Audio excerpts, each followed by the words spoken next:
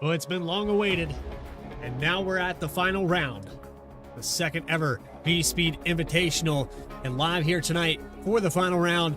Race number 1 of the 2025 VSPEED Invitational, presented by Walking and Rolling Costumes. We're at Rockingham, North Carolina for tonight's action. It's the first of the short tracks, and we'll move on to Kansas Speedway in just a moment's time. Welcome in, everybody. I'm your host, Bradley Cooper, alongside Logan Threlkeld. We brought you action at Michigan and Watkins Glen just about 24 hours ago. And after all that comes together, I think we have a sure bet that somebody's having a good time here. Look at these points here as Aaron Smith cashes in. First in standings with the victory at Watkins Glen. Jeff Wright, second in standings, most laps led. But he got some laps led there at Watkins Glen as well. Jeff Wright looking to strategize to beat Aaron Smith at his own game. But Logan, I got to say, the excitement just as good as it was in the first one. Absolutely. You know, the points here from the bonuses in round 1, they can mean a lot, but they can also mean a little. It takes one mistake, and let me tell you, Bradley, this track out here tonight is slippery. There are a lot of dangerous portions that these drivers are going to have to watch out for. It's going to be a tough one. 127 degrees on the track surface as well. Taking a look at Rockingham Speedway in Rockingham, North Carolina. 1 mile exactly, 22 to 25 degrees of banking. It's a little bit steeper in turns 1 and 2, but coming off at 3 and 4, kind of a Phoenix-shaped tri-oval, and a little bit late there on the start-finish line before these drivers go from about 160, 170 down to 120 miles per hour to take that turn 1. The exit wall in turn 2 is difficult. It's one of the tracks that definitely wears the right front off of these cars. The abrasive, bumpy surface is going to make it even more difficult to stay to the inside and complete a pass. And that's what I'm hearing from these drivers already is the bottom line for about the first 5 to 7 laps or so. It seems to be pretty well gripped up, but as the run goes on, that line will move up the track, and it's going to be top line racing before we know it here at Rockingham. We'll take a look here at our race analysis. 125 laps for this 140 mile per hour pit road speed limit. We were talking about fuel. These drivers are sitting really close to that line there, around 70 or so laps. So it'd be interesting to see if anybody tries the one-stop strategy to make it to the end of this race, but that also relies on it going green. We have 2 green-white checkers available if we need them. 80% fuel, 4 tire sets available on our iRacing fixed setup. While we have a moment, though, we have a couple people we need to talk to here, and it's Lon and Reese Davis. We also have Chris Rude that we were talking to a moment ago, so we're going to pull all of those guys up here as soon as I can figure out exactly how to move them. So we're going to move them to Stream Booth 2 and get them all up here. There we've got Chris Rude as well in here. Lon, Reese, I know that this has been a conversation prior to this. We talked to Chris Rude there momentarily between sessions, but bringing you guys up here, you're the founders of all this. You put this all together, so you guys know better than anyone what Walking and Rolling does and how it all came to be. Yeah, Reese, do you want to share your story to kind of explain where this came from? Yeah, so we started because I got my first wheelchair at 3 years old, and I wanted to be Wall-E for that Halloween. So we decided to take an old computer box and build it around my chair. So the requests just started pouring in from there, right? Yeah, we shared it on social media, and we started getting requests left and right. And at first we didn't think we were going to build them for anyone else. We just thought that's too much work and no idea how to even get started on something like that. But every year Reese kept coming up with new costumes for me to make, and the requests kept getting longer and longer. More elaborate, I'm sure. Yeah. And so, we created a Buzz Lightyear where he was in a claw machine. And so the claw was on his head like he was getting picked. You've been selected, and had all the little green aliens around him. And we did, a Peter Pan one, Iron Man, Captain America, all these different ones, and kept getting requests. So when Reese turned 10, he said that he wanted to start making these for other kids. And so in 2015, we launched the nonprofit Walking and Rolling Costumes. And we have been building costumes for the past 10 years. And in those 10 years, we have built over 200 costumes for kids from Florida to Hawaii, all free of charge to the families. QR code on the right-hand side of your screen, and you guys also know where to go if you would like to volunteer. Give them some instructions on anybody. I mean, the consensus that I get is that if you want to volunteer your time, it doesn't matter where you're located. If you know a child, you could get this done. But through your channels, you guys have a really big support group. Yeah, we have over 150 volunteers all over the nation. We have different chapters set up in different areas. Chris Rude is in charge of our Blue Ridge chapter in the Tennessee area. We also have some colleges that have set up chapters with new students every year coming into the program and helping build costumes. And then we've partnered with also numerous middle school, high schools, and they do them as part of their STEM program. And so we partner with all of them all over the nation to help build these costumes. So no matter where the kid is that wants a costume, chances are we've got some volunteers in their area that can help build them. But even if we don't, we do ship the costumes for free as well. So we can make it happen wherever they're located. Well, I know we're a little bit pressed for time. We are hitting the grid. They're starting to rotate around this racetrack. But one more time here, where do we need to go to find more information if we want to donate? Go to our website at walkinrollin.org, and you can donate, you can volunteer, you can apply for a costume, anything, find out more information about us. All that can be found on the website. All righty. And finally, I got to ask, any of you guys want to stay up here to launch this thing underway here, final round? I think somebody needs to drop the green flag for us as we're pacing around this place. Reese, you want to do it? Sure. All right. So first, we're going to take you to the grid. We're going to run through the starting lineup and try to get through as many cars as we can. Starting on the top spot, Keith Mayato in the number 36 with a 24.420. He beats Caleb Weekly for the pole by 5/100ths of a second. Row number 2 belongs to Dakota Floyd. Michael Sturgill will begin in 4th position. Row number 3 to Ray Massey. Justin Michael, winner at Michigan, starting in 6th. Jeff Wright, favored to maybe win one of these. Adam Baker, VSPEED's very own, and the owner of VSPEED in 8th position. In the top 10, James Lehman, Hunter Sr. Lights are out on the pace truck. We're going to keep the grid flowing on your screen. But Reese, I hope you're excited. Let's get this thing underway. I think we're going to see the pace truck pull off here in just a moment's time. Bryce Shoemaker getting an EOL to start this one off. Let's see if that pace truck moves out of the way. I think we're going to have one more lap, Brad. We're going to go one more lap here. So back here for 17th, 18th position, Carter Lenz, Philip Brewer. In the top 20, Kevin Orlando Jr., Chris Samartin, the 77. Behind the 20th position, it's the 42 of Kyle Adams starting out in 21st. Chris Braley in the 80 starts out in 22nd. Greg Spiker in the 10 will start out in the 23rd position next to Teresa Spiker in the 16. The 75 of Chuck Sweeting starts out here tonight in 25th next to the 72 of Greg Mall. Christopher Hodges in the 51 will start out in 27th with Jordan Brockell in the 84. Made it home from Dover, rounding out the back half of the field. But again, we had 2 drivers there with EOL penalties. That is Brody Hayes and Bryce Shoemaker. So that'll be a little bit of an advantage there for the 84 Brock.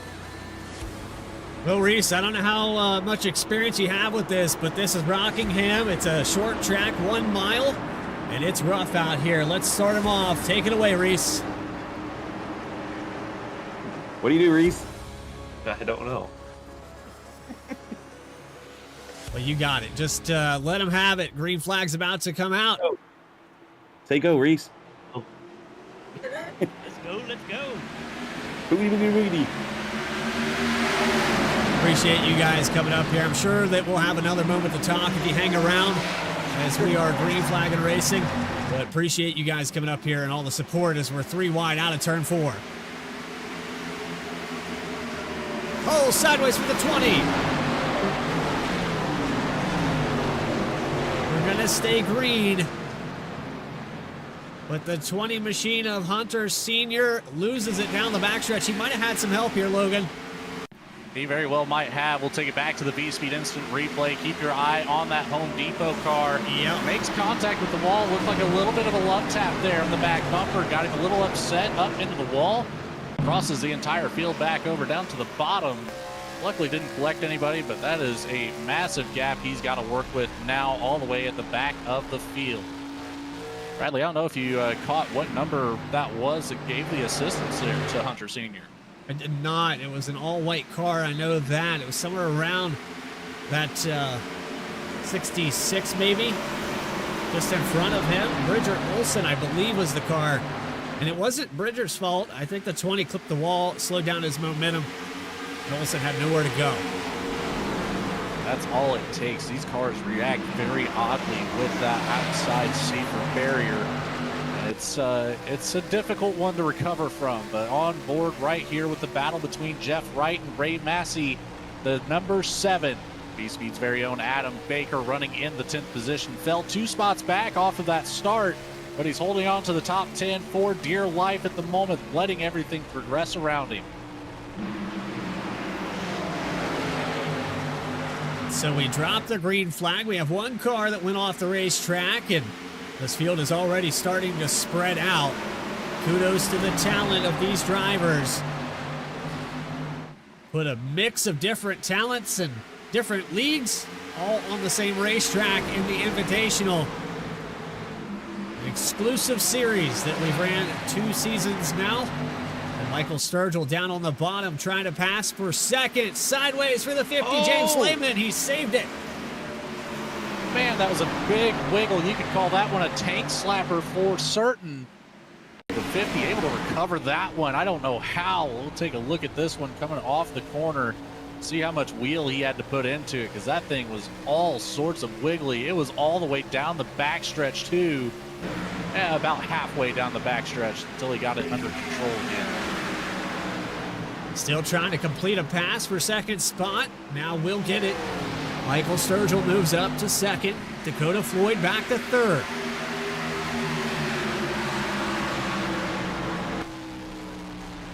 Well, here's an absolute curveball here for you. Our Michigan winner, Justin Michael, currently running in the 5th position. You recognize who I'm not seeing on the scoring and timing right now? Yeah, I believe the leader of the points coming into tonight is not here. Yeah, Aaron Smith not making the field, not too certain why, but came into it with a 3-point advantage in the points.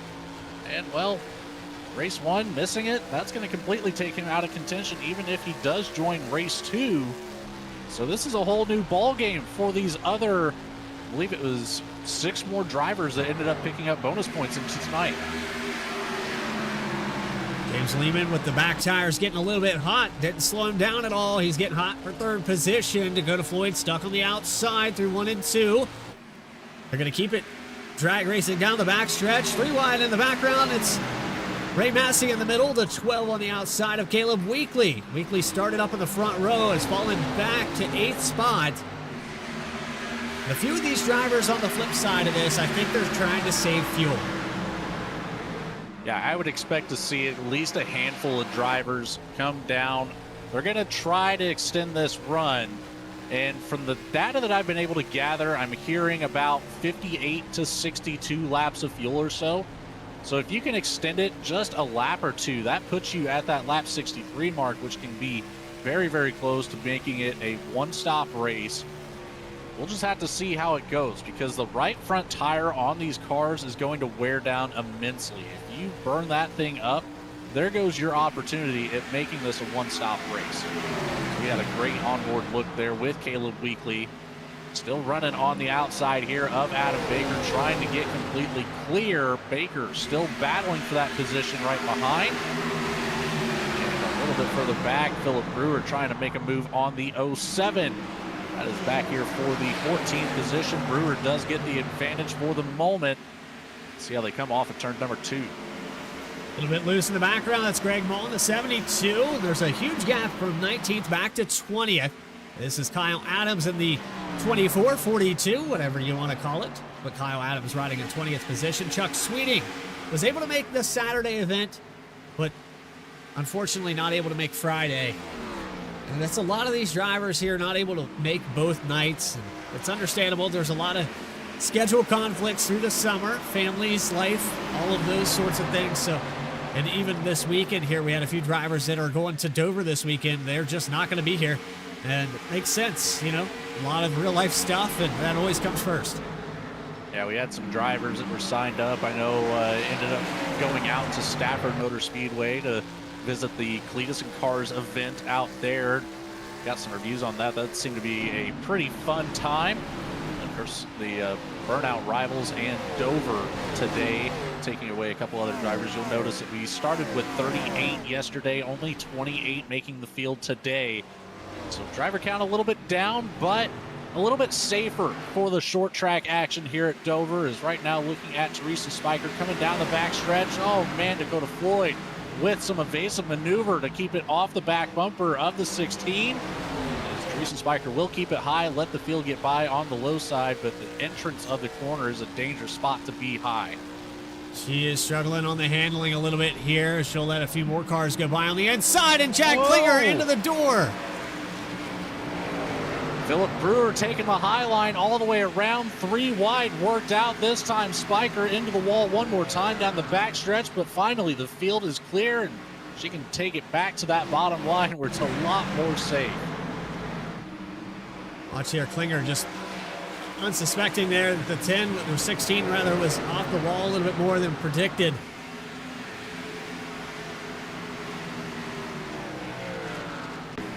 Thankfully, we were able to make it through that. Keith Maiato still your leader. Michael Sturgill about half a second behind. Dakota Floyd third. And then the side-by-side starts right here in the 5th position. Braxton Deweese in the 15. Justin Michael, your winner at Michigan. Braxton Deweese coming into this race with an advantage, loving the short track action in that 15 machine. So I would expect to see him as a front runner all night long. And another driver who is going to be a big fan. Oh, we've got a caution on the track, and I'm thinking we might have had trouble down in turn 2.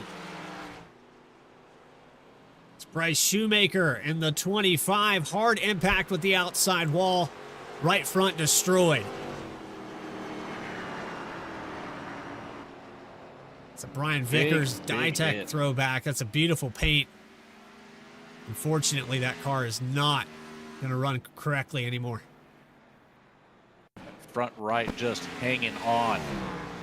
Back here on the VSPEED instant replay, take a look. Just sent it way too hard into turn 1. Teresa Spiker ends up in the wall. Comes down right in the line that Shoemaker was trying to take.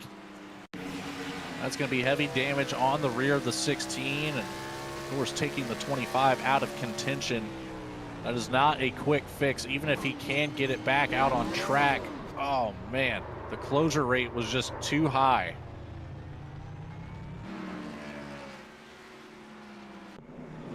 So our first caution, this is going to change up the field a little bit. Kevin Orlando Jr. is going to stay out in the number 27. 21 laps on this stint, but here comes Keith Maiato to lead the rest of the field down to pit. Taking a quick look back here, looks like the 75 of Chuck Sweeting ended up accidentally clipping the pit barrels on the entrance of this, and it stacked up the 20 of Hunter Sr. and the 51 right behind Christopher Hodges. I think Sr. might have picked up a little bit of damage. Hodges, I think, stayed out of it. Yeah, that's I'm not sure what happened there. If Sweeting just couldn't quite see the pit wall there with the car in front. On board now with Hunter Sr. to watch this unfold from behind. It's kind of what it looks like. That car in front of Sweeting just cut down a little bit later and kind of hid the pit barrels the whole time from the 75.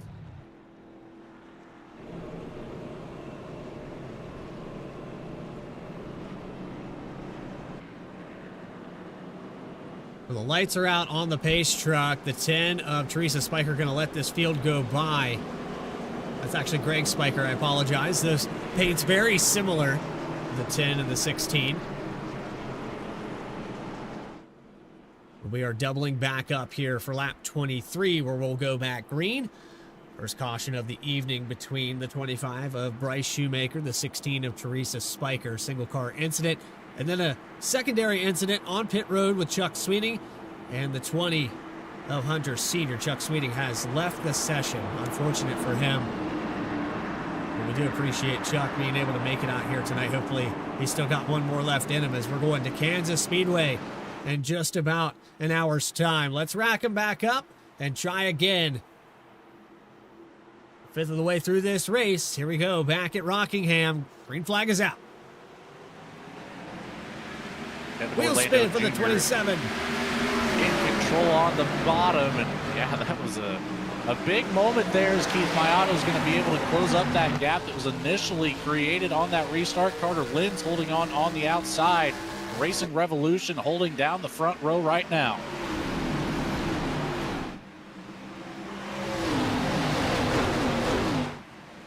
Sideways for Floyd. He saved it. Saves it. Well, Saved we're it just from the pit perfectly in barrels. sync. Yeah. You do this enough eventually. Eventually. All right, back on the replay though. I gotta say he got loose. He didn't touch the apron. He just got loose. The car Bottom behind line. him. Back in the air. It's tough. The cold tires on the bottom line are very, very tough. It's a very bumpy track at the bottom for some reason. It's about a half lane up before those bumps start to smooth out, and that's exactly what it looks like. Just the rear of the car got unsettled from those bumps. Did a great job to keep it off the pit barrels and keep that 57 on track, but loses a ton of ground as he's going to fall all the way back to the 22nd position out of just outside the top 5, I believe he was. So a new leader now that the 27 of Kevin Orlando is getting passed up. He's fallen all the way back, 3 wide here into 14th position. Staying out on those older tires looks like it hasn't paid off. And I don't know if I would have stayed out. I know track position is important here, but that many laps on those tires, he's going to probably end up right back to where he was. And it could be a strategy thing. You know, we've got 3 sets of tires over the wall. He might be trying to save the last set. Big time smoke down the backstretch. I don't see anything that could have caused that. Maybe the 16 of Spiker getting loose out of turn 2. Appears that might be what it is here. Coming across the front stretch down into 1. Let's see how she handles this corner. It's live action still side by side for that 5th place position. Finally gets sorted out. There it is. Just loose out of 2, down into the wall. There's all your smoke, and immediately gets it towed to pit lane before the lead pack comes around.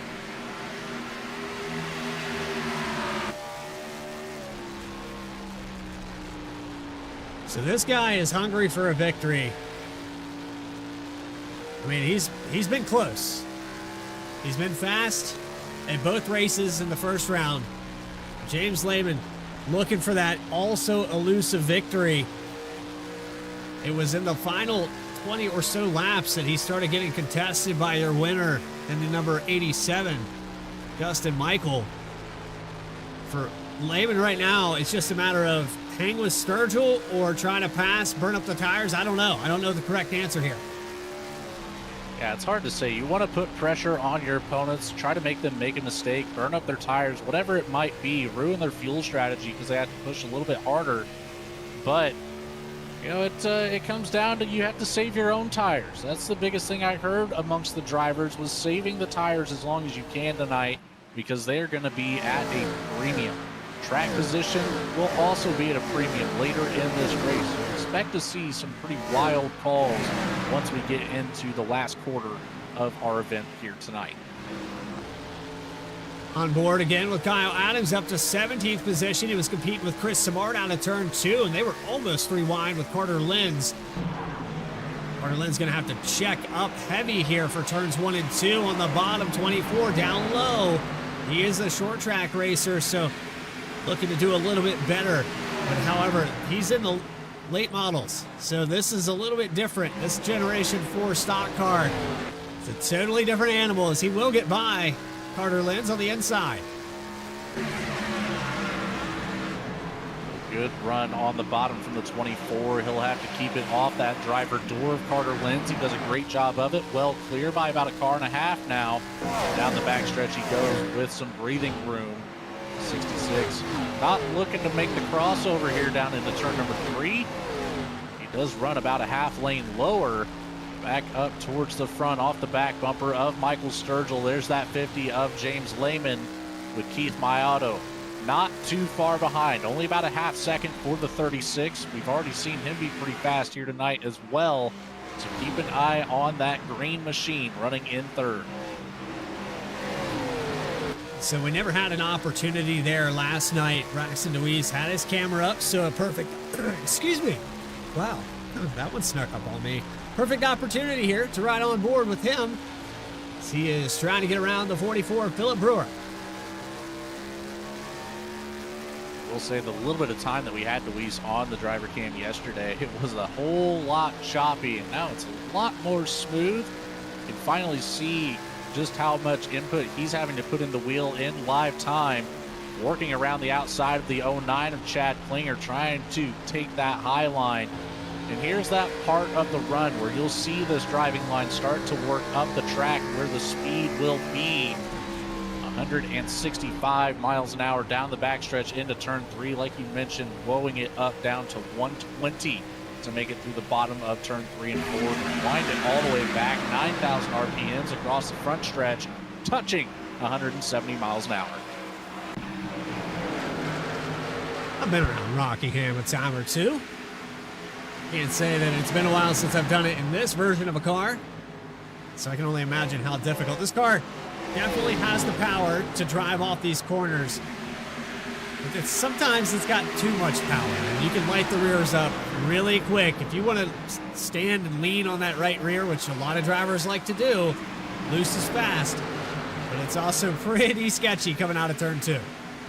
That it can be a little bit of a wiggle there from Ray Massey on the bottom line. Deweese working around the top again on yet another driver. He'll get the drive off of turn 4 here, using that little bit of a draft advantage. And it looks like we're going to have another caution on the track. It's on the back stretch. The 57 of Dakota Floyd involved with, it looks like, the 27 of Kevin Orlando Jr. So 2 cars that we've seen at the front of this track already. Kevin Orlando had taken no tires. He had stayed out about 21 laps, so just add on another 19 to that. And this was about the moment that those tires were going to start letting go. Just a little bit tight here off of turn 2, and I don't think it was intentional, but man, did he ride over the hood of that Ford or what? Yeah, that looked like he was trying to ramp it up over the nose of Dakota Floyd. Kind of did. Got a good look at the exhaust underneath that number 27. It kind of started there with the Chris Bailey machine kind of slowing up Kevin Orlando Jr., although probably for the best to make the situation a little bit not as bad, I guess, as he was already pushing up through that corner.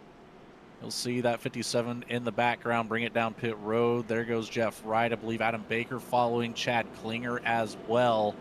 So 4 cars bringing it down here out of this lead pack. And there's more that's going to follow.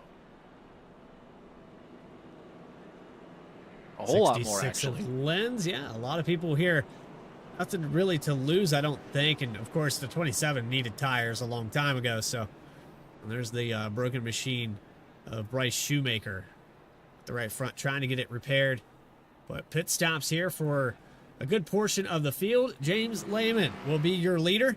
We're going to take a short break here and go side by side. You're watching the VSPEED Invitational 2025. We'll be back right after this.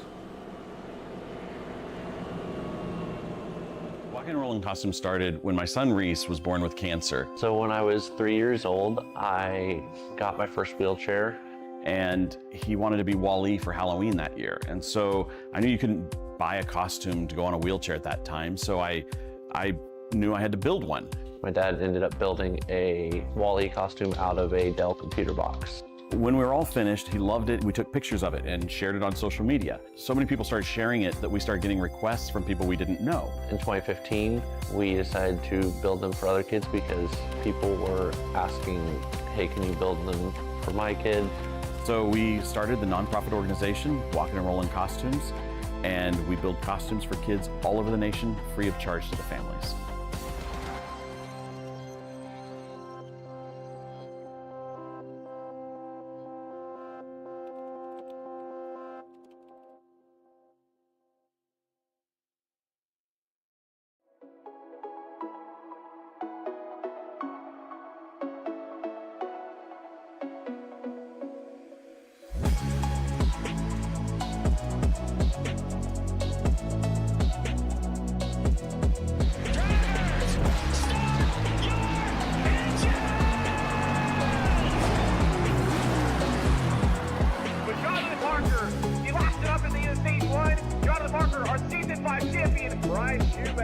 Is going to take the victory 128 laps without a pit stop.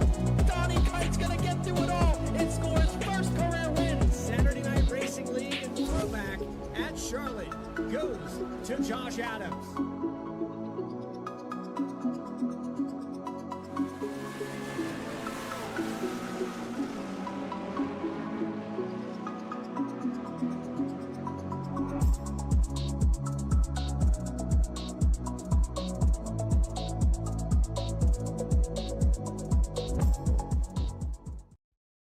Racing isn't easy, but experiencing it is. iRacing puts you in the driver's seat with the industry's leading sim racing game. Drive on laser scan replicas of the greatest racing circuits from around the world. Go head-to-head against other drivers chosen by skill-based matchmaking to ensure competitive racing at every level. Compete across all your favorite series. In officially licensed cars, engineered to deliver the most accurate driving experience possible.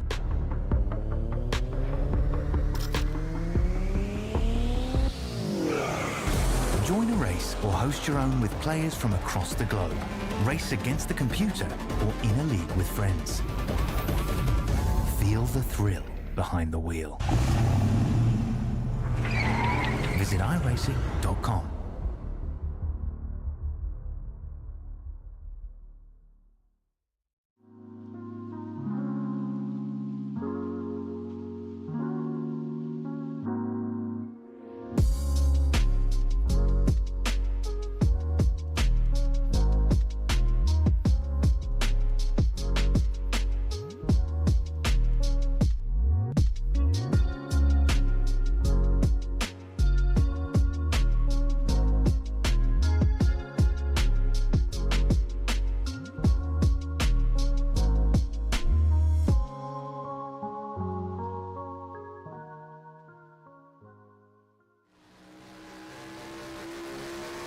Back here live at Rockingham.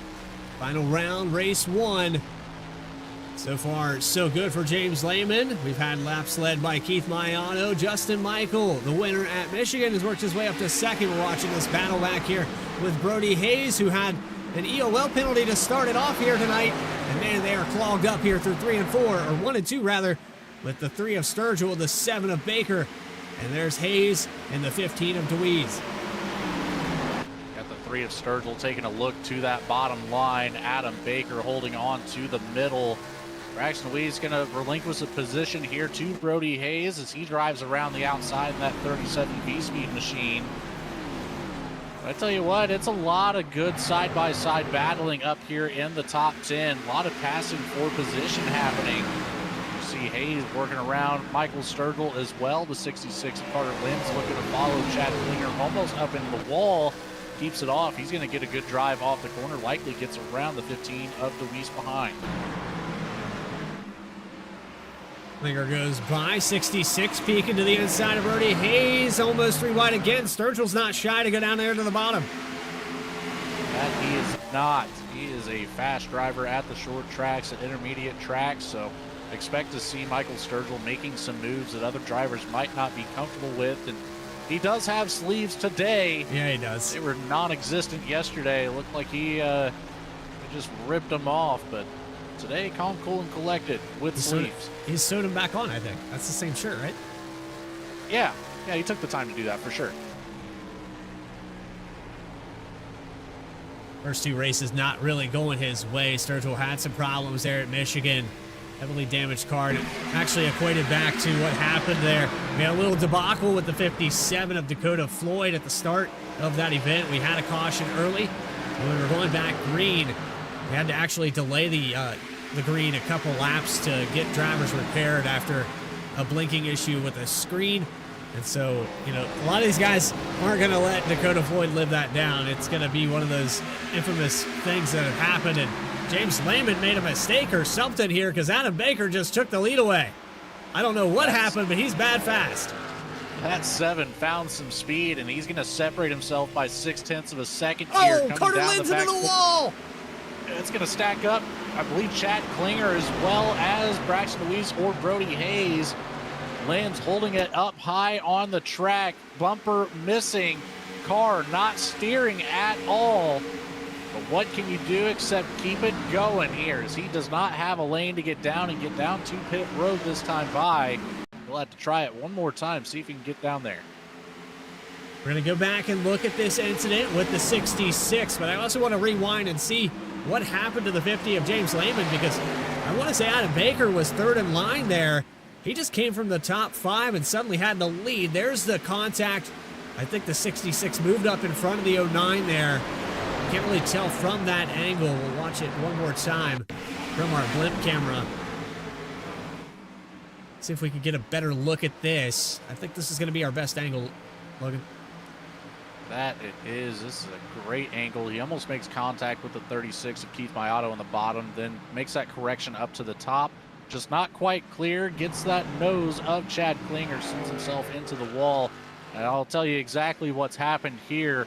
Adam Baker has a 20-lap advantage on the tires. The only other driver in the field that is close to that is Chad Klinger, currently running in the 5th position, trying to make his way up, as well as Jeff Wright all the way back in 15. Apologize, Jeff Wright actually only took fuel the last time he came down, so still on the 37-lap old tires. So I'm looking through here. I think I've found it. Let's see if this is it. And he just passed them the old-fashioned way. This is back here with Adam Baker on the replay. And the last I had saw, the 7 car was battling for 5th spot. Apparently I need to look up towards the lead a little bit more often. That 7 car is showing that he has the pace for this one. Oh, they all got up in the wall too. There it is. They just sent it a little bit too deep into one, so that put Lehman and Michael into the wall. Now Adam Baker with the 2-second lead. Let's say Baker has an advantage on tires over some of these drivers in the top 10. Remember, half the field pitted and the other half didn't. So the 7 car has about 20-lap advantage here. Probably 15, 16 under green. And you can see it right here. He is a rocket ship. 2.5 seconds here coming up out of 4. And a good green flag run for Adam Baker right now would be pristine. If he can collect the most laps led tonight, that is a big bump in his hopes to take home a championship here when we get down to Kansas after this. Don't forget about that race coming up. It's going to be a heater. A lot of these drivers taking some time to practice before the sessions open up today. I saw a lot of fast times being laid down. It's going to be competitive after this one. On board with Chris Simard, going to make a move to the left of Ray Massey. Peeks to the inside into 1 and 2. We'll hold it down low. Can he complete the pass off the exit? He can't get back to the throttle quite yet. A pinch down here. He'll stay connected there, but... And the thing did step out on him just a little bit. Has to back out of the throttle. Just a touch out of the throttle, and you saw how easily Ray Massey was able to get away.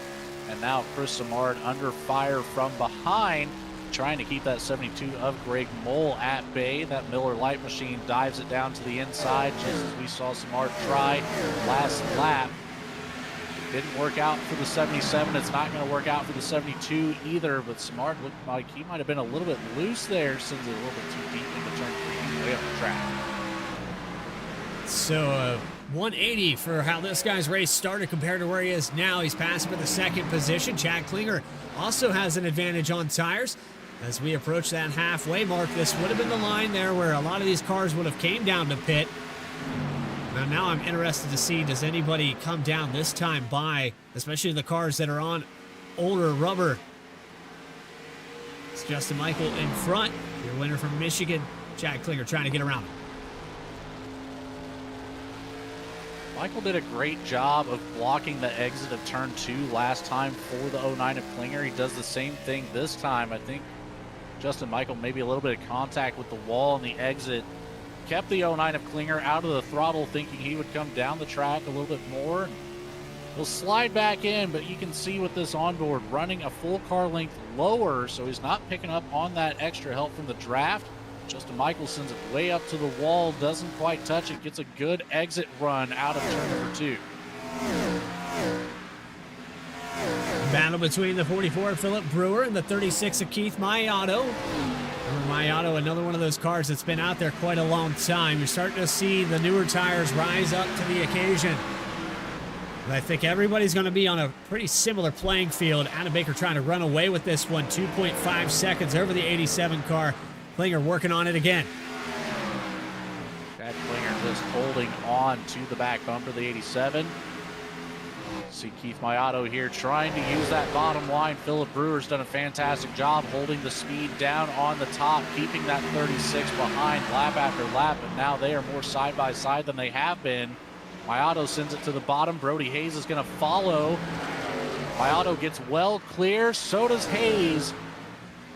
Yeah, there's going to be 2 spots there now lost. That's not what you want to see in that position. Tire wear is starting to become a factor. 51 of Chris Hodges behind this battle with the 50 of James Lehman, and 72 of Greg Mall will go by. Hodges on fresher tires has an advantage, but man, this thing's getting looser and looser every single lap. We'll bring the weather back up there. Track temperatures went down a little bit from where we started. I want to say it was up in the 120s to start this race out, now down to 117. I also want to say we were a full 10 degrees lower than the practice session was. I want to say it was 127 out there on the track. So big help to some of these drivers, but overall still have to focus on saving that right front tire. Although we're 10 degrees cooler than where we started, it's still extremely hot out there. Adam Baker now with 18 laps led as he'll come across the checkered line this time. We are into the back half of the race. It is impressive to see the difference on the tires here as he will rip that top line, bring it down to the bottom of the track out of turn number 2, maximizing that run. Cars coming down pit road. Philip Brewer going to be the first to bite on this strategy. 44 car from around the 10th position now into his pit stall. Haven't had any other takers yet. Philip Brewer, the first one down this time. We're seeing a battle for second again. Yeah, Chad Klinger working on the inside here once more, and it seems like that high line is going to be the passing line. The 09 needs to get to the outside of the 87 as they're both going to try to work around a car that is coming down pit road. No, just maybe came out. That's going to hinder the 09's ability to get a good run and keeps him right in that 3rd spot, still trying to find a way around Justin Michael, navigating the lap traffic as they do so. Greg Spiker clipped the wall right in front of these two while they're battling. Bounced it off that safer barrier. It looks like Spiker going to have to pull it down pit road, has heavy right front damage. He's going to keep going. That car's broken. That right front is pointing towards the wall. That is not the direction you want to turn here at Rockingham.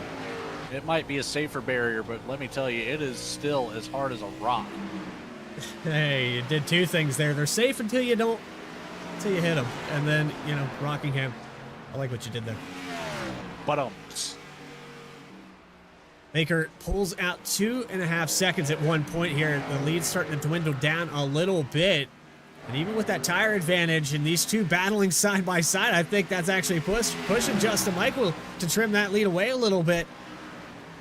We haven't seen anybody else come down pit road just yet. Kyle Adams now making his stop. So there's the second of these cars. And then it's Braxton DeWeese. I think he just exited pit road. So 3 cars have come down for service. I think we're about to see a flood on pit road in just a few laps. Still got a lot of cars out here. We've got just a few drivers that are on the newer tires, still that 20-lap advantage. And now with these newer tires, as these drivers make their way down pit road back out onto the track, we're going to see a difference of about 35 to 40 laps. So that's going to be a whole lot quicker out here. It's going to make for some dangerous passing opportunities as these lead lap drivers will be still trying to hold on. Here goes that 72 of Greg Mull looking to the inside of, I believe that's the 27 of Kevin Orlando Jr. This is back here for the 8th position. There's that 77 of Chris Samard now in the top 10, up 10 positions on the night. Greg Mull up 18 so far.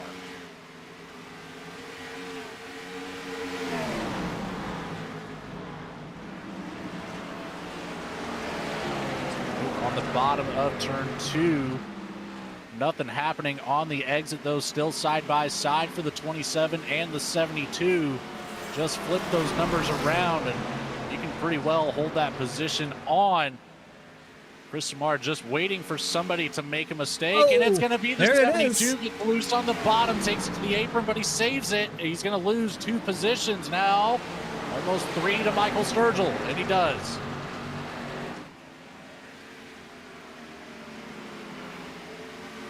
Lost 3 spots there through the tri-oval. 57 of Dakota Floyd, who is being scored, let's say, a lap down here. No, yeah, 1 lap down for Floyd. I was looking for him in 17th position, trying to get that lap back.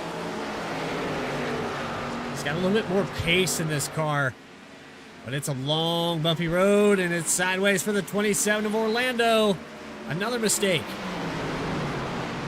Smart stayed right there to capitalize on it. So that's 2 drivers just getting themselves out of the way for the 77. The 3 of Michael Sturgill capitalizes as well. Dakota Floyd will be collecting, well, spots on the track, but still that 1 lap down, just trying to hold on, see if that yellow flag comes out, and then he'll be that lucky dog candidate. Looks like Philip Brewer would be next in line, then Braxton DeWeese, James Lehman all being scored 1 lap down here. But 3 of those drivers came down for tires and fuel. Dakota Floyd, he's been out there for 40 laps. Philip Brewer will get around the 57 machine as well, so that will put him in the lucky dog spot. The 10 of Greg Spiker peels it down pit road. That damage getting worse, and eventually that right front was going to give up, so he comes down. But we're watching Baker lose ground, and even though Michael has, 20 lap older tires, it doesn't seem to be affecting him too much. He's reeled in about a second on Baker. And as we approach those green flag pit stops, you got to wonder, does Baker go with the undercut, or does he wait until the 87 has to come down? I think it's going to be the 87 will be the first one in. And Chad Klinger has still not been able to find out how to pass this car. Oh, if it's been lap traffic that's hindered Adam Baker from keeping that gap, but now he's got some clean air on the nose. It could have very well been fuel saving as well. You never know if he might try to extend it with 20 laps to go in the fuel run. I don't think it's a possibility, but we might see him stay out as long as he can to see if that yellow flag will come out and keep him at the front of the pack as everybody will bring it down pit road, aside from some of the drivers that have already pit. That's a dangerous call to make as the 09 of Chad Klinger takes the inside of the 87 Justin Michael. He is now up to that 2nd position, 1.1 seconds behind that number 7.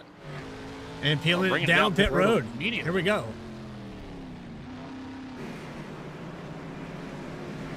The 87 locks it up. Yeah, clean though. I think he got it down to speed at 40 miles per hour. They're going to make contact, looking for their pit stalls. Klinger showing that he was pitting a lot sooner than the 87, so he needed him to back up. quickly once that 87 crossed the threshold of the pit boxes there. Goes into ghost mode, so no further contact made between the two because of that. I think that saved both the 87 and the 09 from a little bit of headache. Looks like we've got the 7 of Adam Baker now bringing it down pit road. He'll have, I want to say, that 8th box here in the line. There he is in. Keith Mayato, Chris Samard bringing it in. They'll be just a little bit further ahead.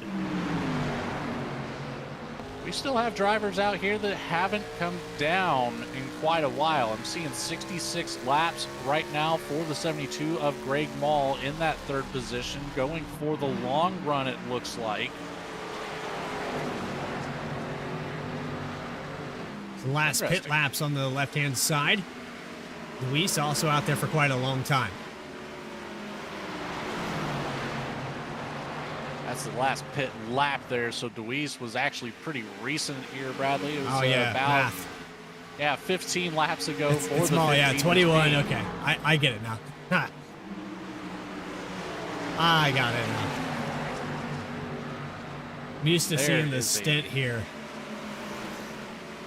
That is true. A little bit of overlay upgrades over the last couple of weeks, courtesy of VSPEED's Adam Baker. Big shout out to him for putting all this together, making it look better every single time he does too. So somehow, on and off of pit road, Justin Michael and Chad Klinger continuing this battle. They already made contact on pit road. They're going to be fighting for the net race lead, and there's Adam Baker right behind him. He actually lost a little bit of time there up and down pit road, but he has a lap or two advantage on tires. Let's see if that's going to play a factor or not. Adam Baker not much slower down pit road. I think it was just that slight 1 lap undercut that really helped out the 09 and the 87, but immediately coming out and battling for position is not going to help the tires at all as Adam Baker takes a look to the inside of Justin Michael, backs out of it out of turn number 4. The 7 needs to make something happen quickly as Jeff Wright has control of the race. He's coming around on lap 50 for this stint on the fuel run, but it's been even longer since Jeff Wright has taken tires. So I'm not quite sure exactly how old they are on the 48 machine, but certainly one of the older sets of tires in the field at this point. Looking back here at Braxton Deweese. He undercut the strategy quite a ways. He's 19 laps now on this stint, but running in 3rd spot. He's ahead of Philip Brewer, Chad Klinger by about 4 seconds. Philip Brewer 4/10 just behind it. But these cars came down a lot earlier, and I think for Brewer, he'll be the first one, since he was the first one down pit road, to fall out of this top 5 in just a moment. 22 laps completed so far on these tires. This stint for him.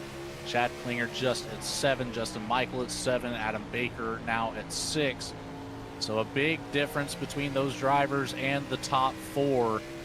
It's only a matter of time before we see Klinger, Michael, and Baker reassume the top 3 positions. I don't know. It's a strategy game at this point. We're within the closing laps now. Freddie Hayes and James Lehman go to battle. The 36 of Keith Mayato going to go by on the outside. It's a lap down car of Hunter Sr. just behind them.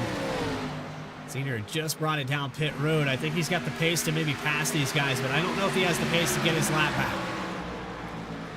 But what he really needs to focus on right now is trying to get the pace to catch back up to the current Lucky Dog recipient.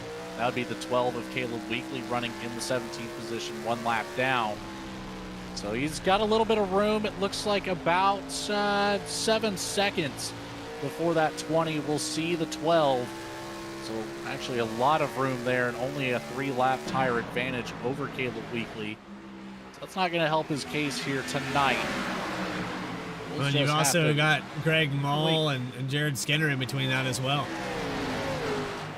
2 more cars that he's got to pass to get up to that position. So it's a tall order. I've seen crazier things happen here on the service.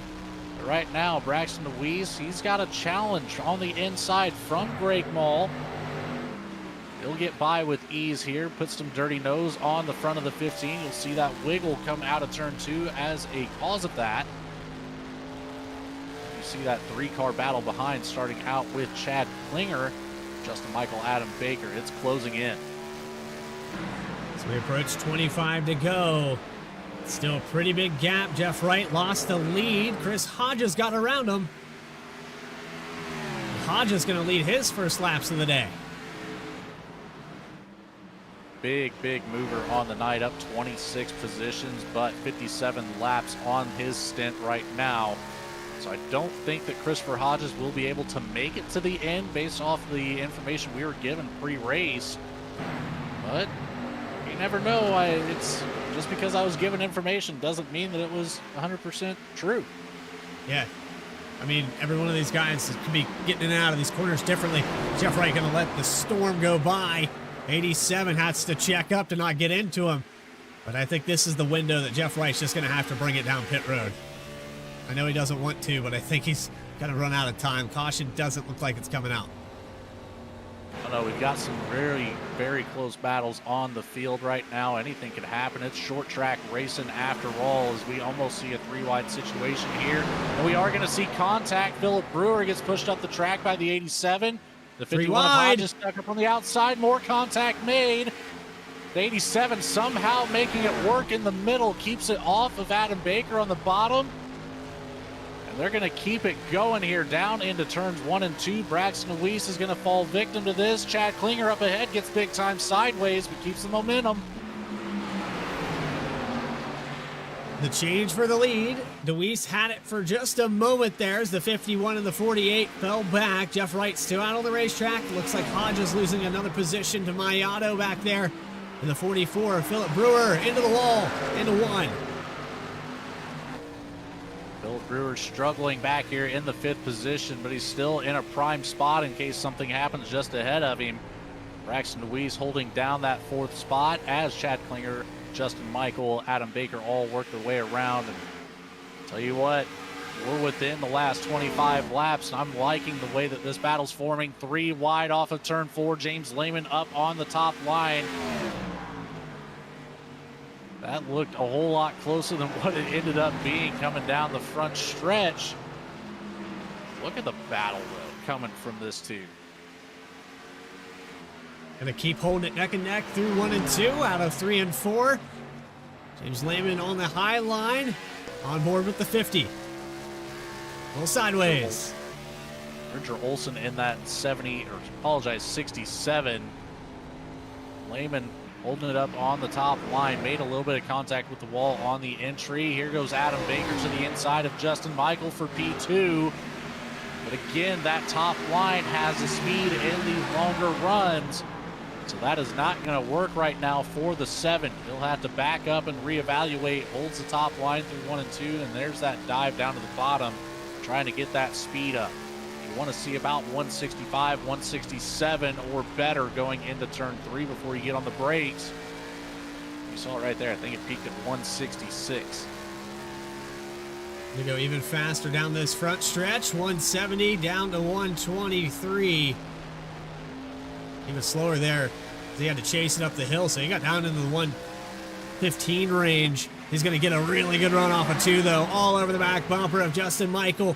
Chad Klinger still your leader. Brody Hayes has worked his way up to 4th position, and they're about 2 seconds back from this battle up front. But there's another cluster of cars back here with Keith Mayato, Philip Brewer, and Braxton DeWeese. And these cars at short pitted starting to even out on these older tires. Lap times are evening out, but the competition still fierce. Oh boy, here we go for the lead. 3 wide. Man, look at this. Jeff Wright trying to make a comeback here. I think he might have came down. He did come down, get fresh tires, but he is 2 laps down, so he needs to get around here and then chase down Christopher Hodges and Hunter Sr. He wants to be to that lucky dog position, and I don't know. laps are ticking away. This might be not the storybook ending that the 48 wanted. He's going to get that bottom line, gets around his teammate Chad Klinger, leaving plenty of room, using that top line. Maybe try to tow his teammate a little bit here away from the 87 of Justin Michael. I don't think Chad Klinger's going to escape that easily. I think the 87 was a little bit faster, especially in the long run. We still got around 15 laps to go here, Logan. I think you're going to see the 87 wait until maybe 5 laps to go, and he's really going to put the pressure on the 09. We've got some cars up in front of this group. 07 into the wall. They've got to navigate lap traffic now.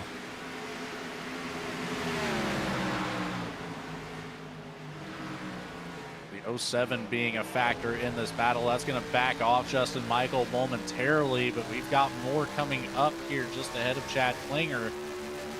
It's not going to be easy as they navigate and continue to try to battle for these podium positions. Adam Baker still holding on to third place, just waiting for his time to make a move on the 87 machine. It's going to be a while, I think. I'm with you. I think the last 5 laps is when we're going to see the aggression really start to ramp up and see who's got what it takes to take home win number 1 on this fine Saturday night.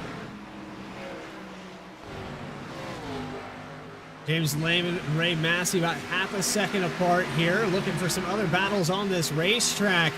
But Keith Mayato is caught back up to Brody Hayes.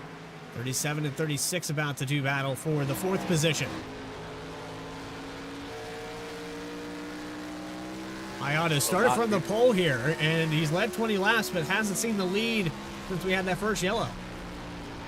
Yeah, it's been a little while since we've seen the 36 up there, but he's been to out the middle of the field all the way back up to the top 5, now challenging his teammate and league. Well, I guess if you're teammates, you're probably running the same league. Yeah. Representing PPDY there in that 4th and 5th position. Tuesday night crew. Chad Klinger still fending off the 87 of Justin Michael. Adam Baker's fallen out of the picture just a touch, but still within about 0.6 of a second. I think the 7 might be starting to struggle with the tires a little bit here, just playing in the dirty air of these two.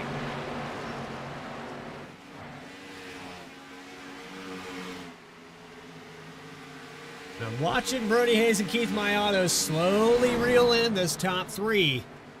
I don't know if they're going to be there for the win, but they'll definitely be at Adam Baker's rear bumper in about 5 or 6 laps. So I'm interested to see if Baker can hold on as we have the pass for the lead here. Outside line for Michael. That's what he wants. As we go into 3 and 4, that's advantageous for the 87. Baker going to try to follow that line, but a little bit too far back.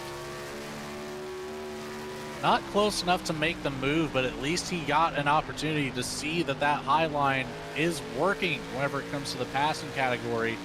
So expect to see that 7 start to move up the track and utilize that as well, as we are within 10 to go now.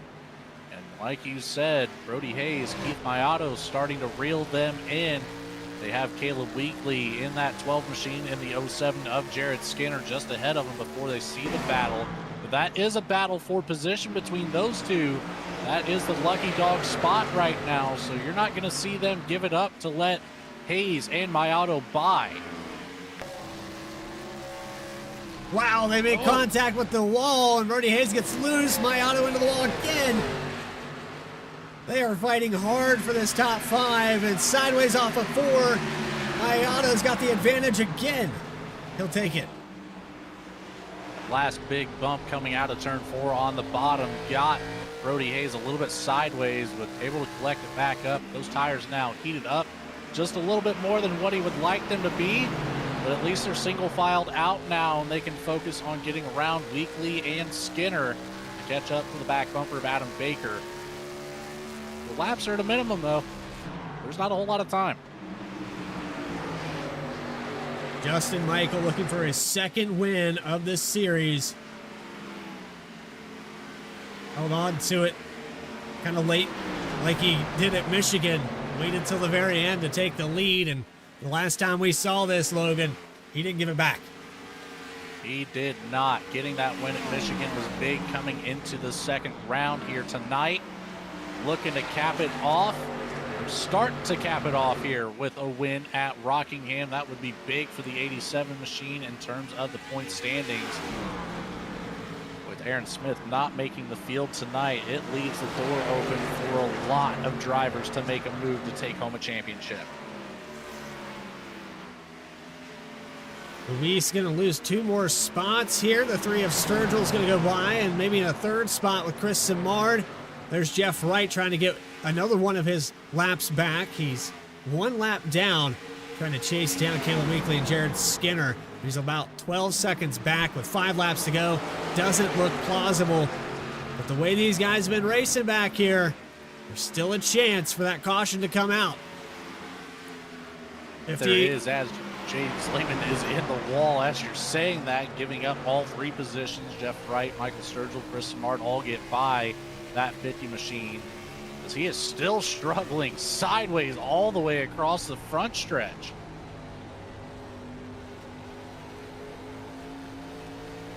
He's fighting this thing bad. Look at him. And he is. 3 laps to go. That's not what you want to hear, is the back end with those RPMs picking up repeatedly. But back up front, Chad Klinger makes a move off the outside wall, and that's going to allow Adam Baker by. Baker's going to defend the high line. Can he hold on to it? Mayato on the bottom, 2 to go. Mayato getting the 2-for-1 special there. Klinger falling out of a podium position, looking in from the 4th place spot. Mayato now completely clear of Adam Baker, but as we're going to come down the backstretch into turns 3 and 4, Barry the flag man with that white flag in hand, ready to wave.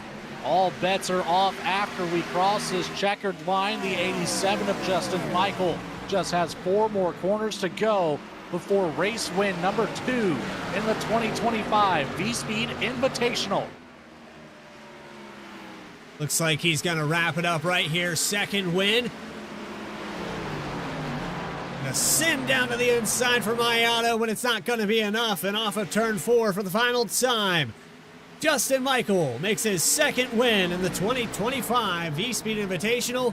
Keith Mayato recovers back to 2nd. And Adam Baker, VSPEED's owner, with the top 3. What, Adam Baker having one heck of a weekend here, following up with outstanding performance after outstanding performance. And he will be in contention for a championship here tonight.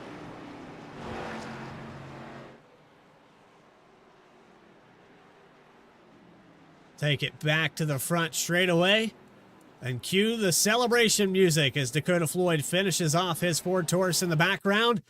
There he is, race winner. And the number 87, getting it done yet again. Let's show those final race results up on your screen after starting in 6th position. Justin Michael will lead the ending 17 to so laps, and didn't get the exact number there, but man, it was a weird strategy, a call there for Justin Michael and the 09 of Klinger to fight there on pit road. Keith Mayato getting back to 2nd spot. Adam Baker with the strategy, kind of falling behind there at the very tail end of this race, but he led a lot of laps today. Brody Hayes is going to finish in 4th after his EOL back to the tail end of this field. Chad Klinger, a top 5 finish for him. Philip Brewer in 6th position. Then you have Bridger Olson in the 67, finishing 7th. 8th spot goes to Ray Massey, Michael Sturgill in 9th, and Chris Simard rounding out your top 10.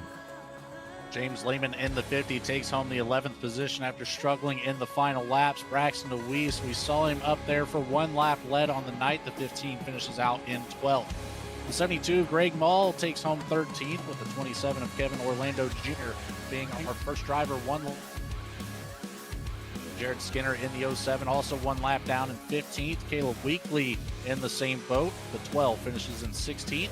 Jeff Wright in the 48, also 1 lap down, with Christopher Hodges in the 51, finishing out in 18th. Dakota Floyd 2 laps down in the 57, takes home 19th, with Hunter Sr. in the 20, finishing 3 laps down in 20th. And a big disappointment there for Dakota Floyd. He started up in the 2nd row, falling out of the top 15. Tough break for him. Kyle Adams will finish in 21st position. Greg Spiker, 53 laps down, 22nd. Then you go back to 23rd with Chris Braley and Carter Lenz. Not sure what happened to the 66, but I think he caught something there at the end of this thing, or midway through this thing. Not exactly sure where the 66 went wrong. Teresa Spiker had heavy damage on the front end of her machine. She'll finish 25th. Chuck Sweeting hit the pit barrels on our first or second caution there. We brought the field down, and Chuck Sweeting, following someone, hit the barrels, clipped it, and got into contact with the 20 machine. Then you have Bryce Shoemaker with an early exit. He totaled it on the backstretch. Jordan Brockale is going to finish out the field. Benjamin Richards, of course, our race control for tonight. So now that we have a moment to bring some of these drivers into the broadcast booth, the first one we're going to talk to, I think Logan Threlkeld has caught up with your winner here. Second time now in the VSPEED Invitational, the 87 of Justin Michael with Logan Threlkeld. Well, he's not a stranger to the podium here in this Invitational. Justin Michael, win number 2, following up after Michigan, slowly backing it into pit lane, or into winner's circle. How are you feeling about starting off this Saturday night, round 2, with another win? I tell you, man, I don't think I've ever worked for a win so hard in my life. I need a shower. Man, it's that was a tough one. I had those last I don't know, 5 or 10 laps. I couldn't even get the sweat out of my eyes because I wouldn't want to let go of the steering wheel. I couldn't mute Discord because they were talking, and man, that was something else. Well, you managed to do it here. Rockingham, a very, very tough track, very bumpy on the bottom. We saw a lot of these drivers starting out about the first 5 to 10 laps utilizing that bottom lane. Then the speed moved up. You were one of the first drivers I noticed that recognized that and started using the outside lane to make your passes. How important do you think that was for you to make your way up through the field and ultimately taking home the win tonight? It was definitely key because you were good for maybe, I don't know, 7 to 10 laps on the bottom, and then the bottom was shot after that. You needed the run off the turn, so you had to get to the high line, and after that, it was just who could save the tires the most and who would mess up. So, and I got lucky, and he gave me 1% more than one lane, and I just shoved it in there, and I was surprised it stuck. Well, it managed to, and that's all that matters here. Is you're going to take home win number 2, another 3 bonus points here for the win, not collecting the fastest lap or the most laps led, so you do just have the extra 3. But that's a big deal here as you're going to go into the championship race. Kansas up next. How are you feeling about that one? Pretty good. I don't know. I hope I run pretty well here. I think, just got to, maybe get a top 3 or 4, and hopefully we'll be able to do it with just that. But we'll see how this car is. It's, I just bought this car yesterday, so I don't have any experience with it. I know it's very similar to the old Gen 4, but this track is tricky. You got the high line, and the low line I think will come in with these cars, but we'll see what happens. I could be wrong. Well, win number 2 on the Invitational. Justin Michael, congratulations. Who do you have to say thanks to? Just like last night, you guys for calling a great race. Went back and watched it. It's you guys do really good coverage. Jeff for putting on the league. It's a really good league, so I like running over here, and it's all the Bandit guys and the Max V guys. So hopefully we all get a good finish this time, not just one of us. So we'll hopefully see you guys here in about an hour. Sounds like a plan, 87. Congratulations, and we will see you in just a few minutes at Kansas. Thanks. That'll be it for our race winner, Bradley Cooper. I think you've caught up with our second place finisher with the late moves, Keith Mayato, back to a podium. Yeah, Keith, I know that this was kind of a recovery after that strategy where everybody poured down pit road, and then things kind of went crazy from there. We had another later caution that shook up this whole field. Half of you pitted, half of you didn't. And then it was down to green flag pit stops to recover this race. But after starting up front, it's nice to know that you had the speed to get back there. Yeah, isn't it? It always turns out that way, just the strategy. When you don't want it to go long, it always ends up going long. But I think if I didn't have the little tough battles there on that last stint, I think I would have had that opportunity to get past for the win. But That was a tough race. It wasn't an easy for that car. I got to ask you, tough battle. Are we talking about a specific guy, Brody Hayes, maybe? There's a few, there's a few lap cars in there, but yeah, no, Brody was it gets really sketchy on the backstretch, and you kind of lose feeling with the wheel, and the car kind of pulls to the right, and then he was in that moment, and I was against the wall, but I had moments even outside of that if I didn't have those maybe 3 or 4 hitting the wall, going into one, I think I would have had a chance at Justin there. Well, Keith, we got another one coming up, a 1.5 mile speedway that I've seen you perform at before. What's in store for us at Kansas? It's probably going to be pretty crazy. I haven't driven this car at that track. Knowing the speeds that we run with this car, it's probably going to be all out. I don't even know if it's going to be a lot of tire wear, but it's going to be a lot more competitive for the win. I think there's going to be a lot more cars that can easily battle it out and make this final round pretty interesting for the point standings. Keith Mayato, second place, got a podium, and we're going on to the final round. But anyone you want to thank that comes to mind real quick?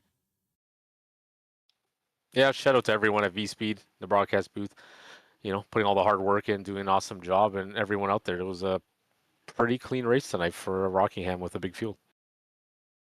And to set it better myself, and looking forward to what you guys do. Hopefully it's even more competitive in just about a half an hour's time. We'll see you out there. Thank you. See you then. And finally, that brings us down pit road, where Logan Threlcount has VSPEED's very own Adam Baker getting a podium finish, and he was fighting for a win there. Take it away, Logan. The shoe is on the other foot. Mr. Baker, a common name up here in the VSPEED booth. Finally getting an interview for yourself up here.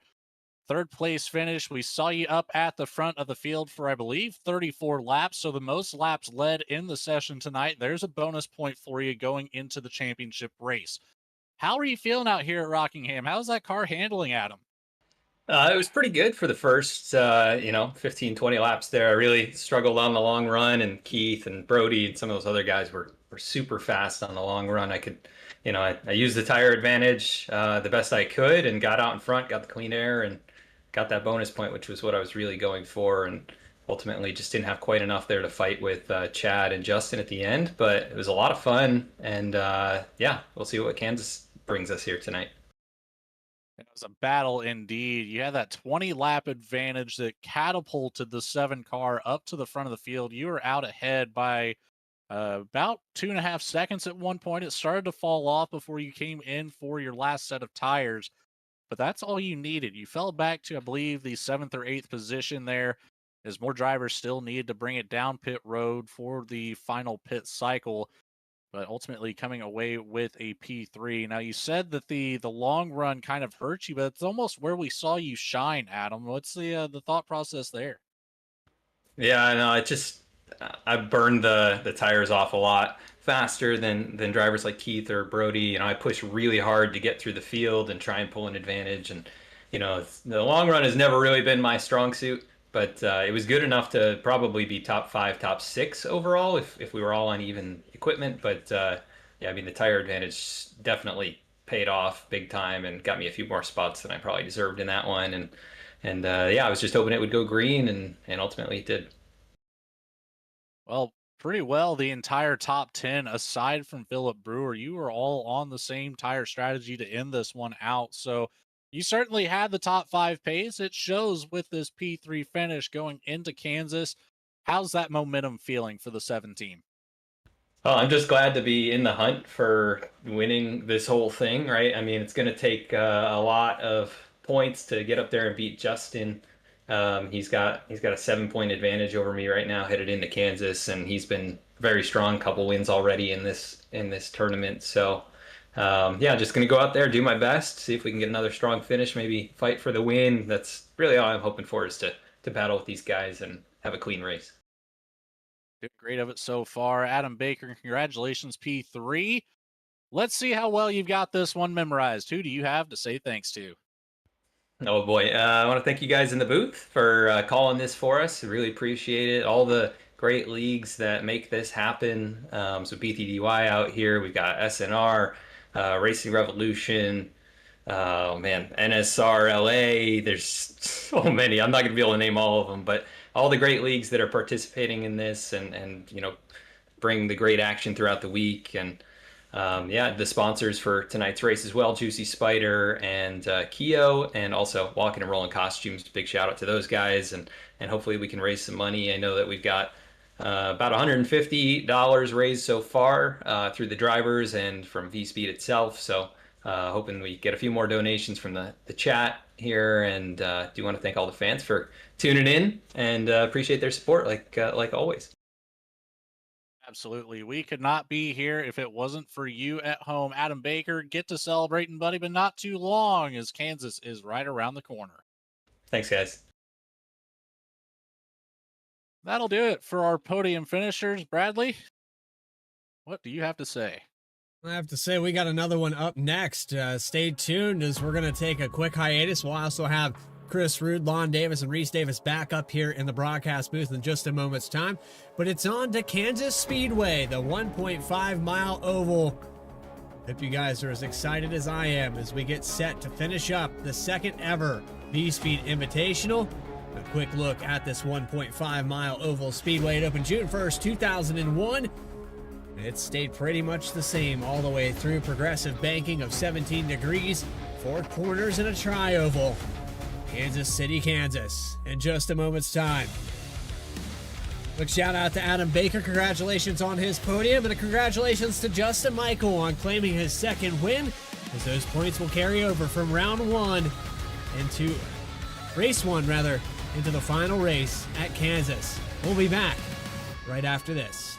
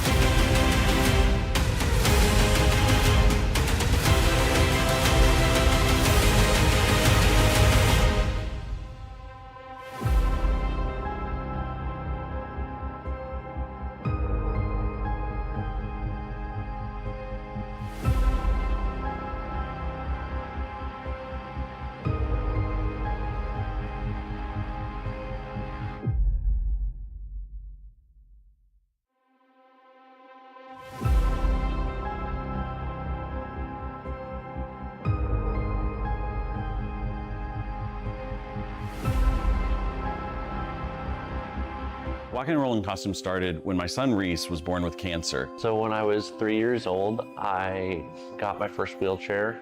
And he wanted to be Wall-E for Halloween that year. And so I knew you couldn't buy a costume to go on a wheelchair at that time, so I knew I had to build one.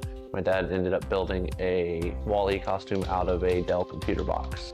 When we were all finished, he loved it. We took pictures of it and shared it on social media. So many people started sharing it that we started getting requests from people we didn't know. In 2015, we decided to build them for other kids because people were asking, hey, can you build them for my kid? So we started the nonprofit organization, Walking and Rolling Costumes, and we build costumes for kids all over the nation, free of charge to the families.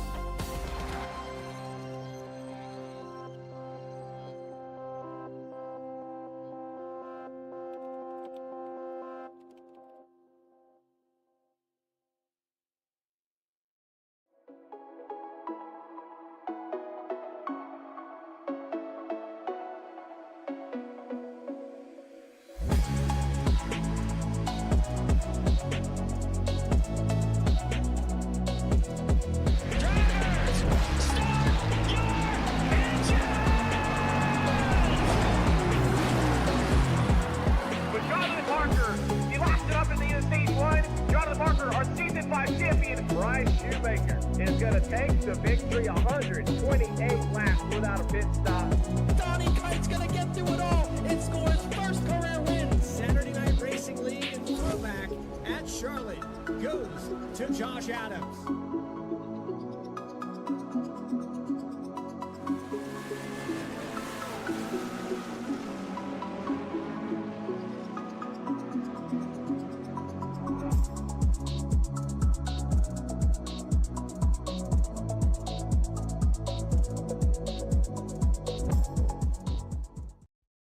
Racing isn't easy, but experiencing it is. iRacing puts you in the driver's seat with the industry's leading sim racing game. Drive on laser scan replicas of the greatest racing circuits from around the world. Go head-to-head against other drivers chosen by skill-based matchmaking to ensure competitive racing at every level. Compete across all your favorite series. In officially licensed cars, engineered to deliver the most accurate driving experience possible.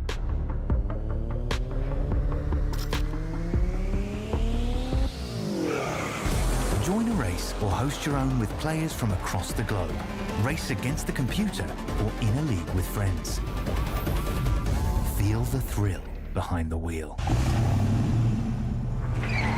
Visit iRacing.com.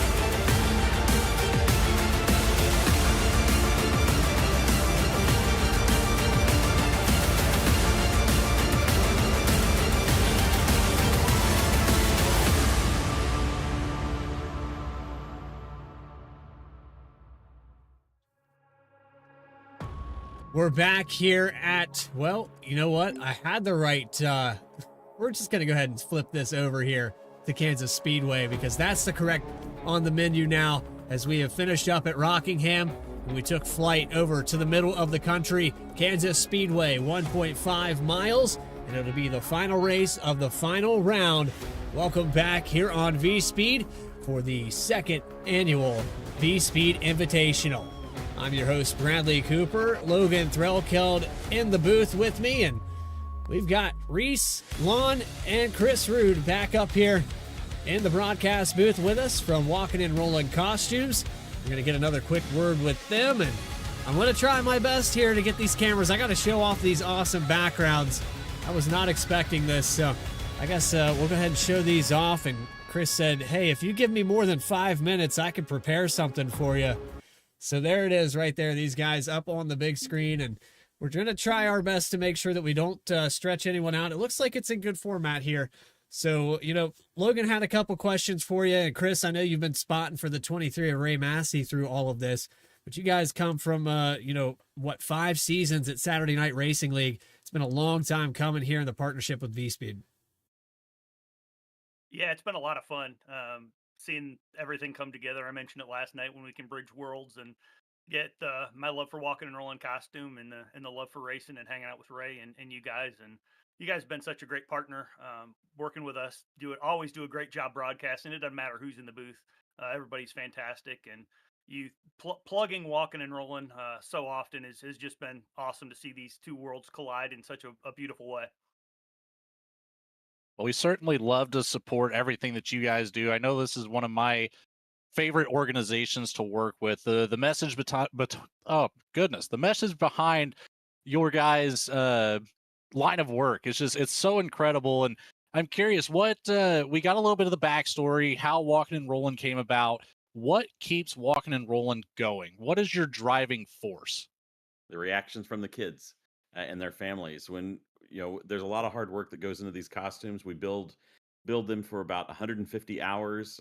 We spend $300 or $500 on each costume, and then we put in all that time and effort. And then when we show it to the kids and we pull the sheet off of the costume and they see it for the first time, they are so excited about what they see. This is something that they came up with. They pick what they want to be, and then we created around their unique wheelchair. And so they are so happy for it and want to try it on immediately. Their parents are excited to see their child be so excited about something as well. And Halloween is very difficult for kids in wheelchairs. Most homes have steps that go up to the front door. It's difficult for them to be included, and this is a way for them to really shine and be an inspiration for other people as well. Absolutely. These costumes here, we got a slideshow going now for you, just of some of the past creations coming out of Walking and Rolling Costumes. And that kind of leads me to my second question. Chris, Lon, Reese, what are some of your most memorable projects that Walking and Rolling has put together? It could be as far as just how cool the build was, the experience with the build, or just the overall reaction of the child and the parents together whenever they receive these. I'll let Reese answer that one. Probably working with the kids that it's their first year in a wheelchair, so they're not quite sure how to or what to expect, because it is different being in a wheelchair versus being just like every other kid. So getting to have a costume around their chair and stand out more in their class at school or whatever during trick-or-treating in the Halloween season. Probably my favorite part. Chris, what would be your most memorable moment with the Walking and Rolling productions? I'm always going to have that, since I'm building for my son as well and kind of toss it over into the Walking and Rolling umbrella. So because of the blood, sweat, and tears, I've done that and seeing so many interactions as a parent.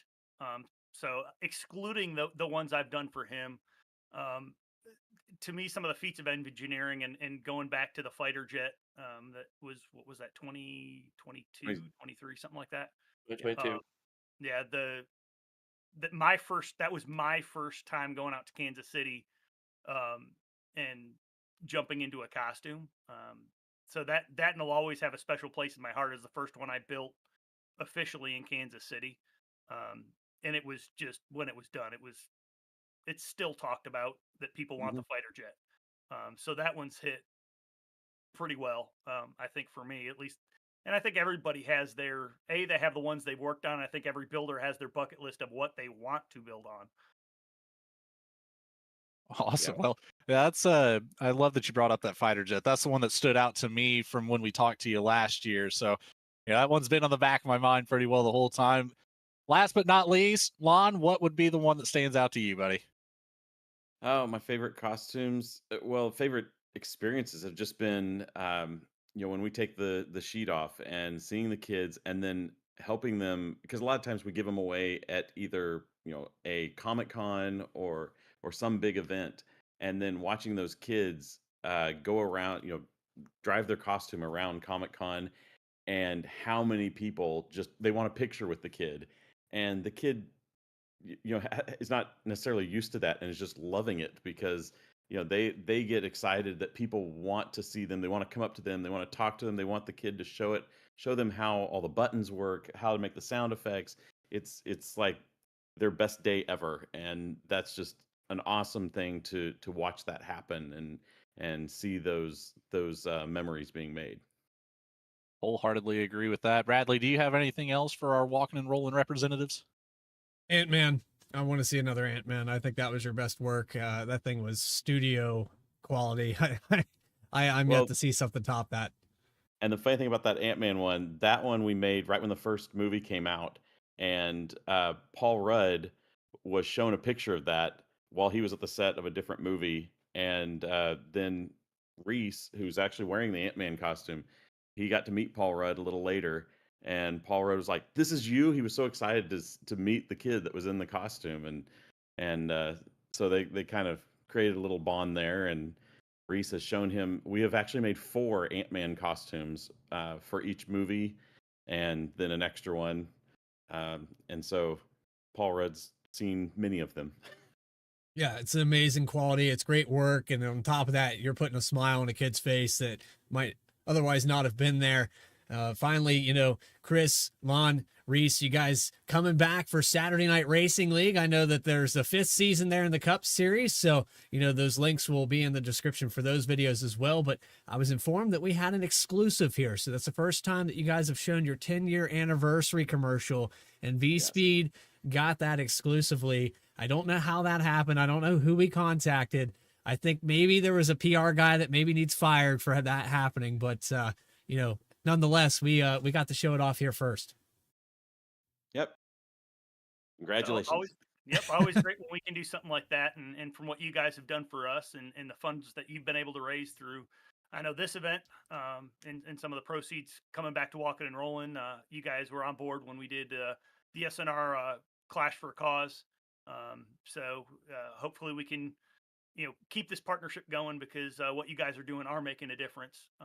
And we are building costumes from the funds that are raised from these events and letting guys go race. Well, speaking of that, we have about 40 seconds left of the grid here. So finally, we got to plug that QR code, plug those links, give them all the details on how they can help and support here and get more of these costumes made. Yeah, go to our website, walkandrollin.org.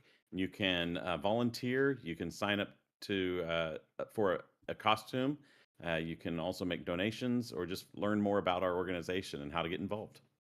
You can also follow all the social medias as well. Most of it's Walking and Rolling, so you can search for us there.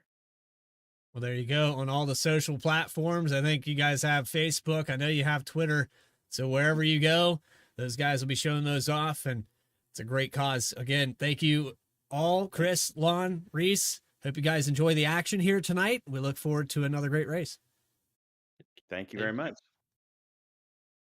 And don't forget too, Bradley, every subscriber we receive here on the VSPEED channel over the course of this event will equate to a 25-cent donation to the pot here for the Walking and Rolling cause. So If you haven't already, like and subscribe to the VSPEED channel. Send it to your mom, send it to your dad, your grandma, whoever you have a phone number for, send it out.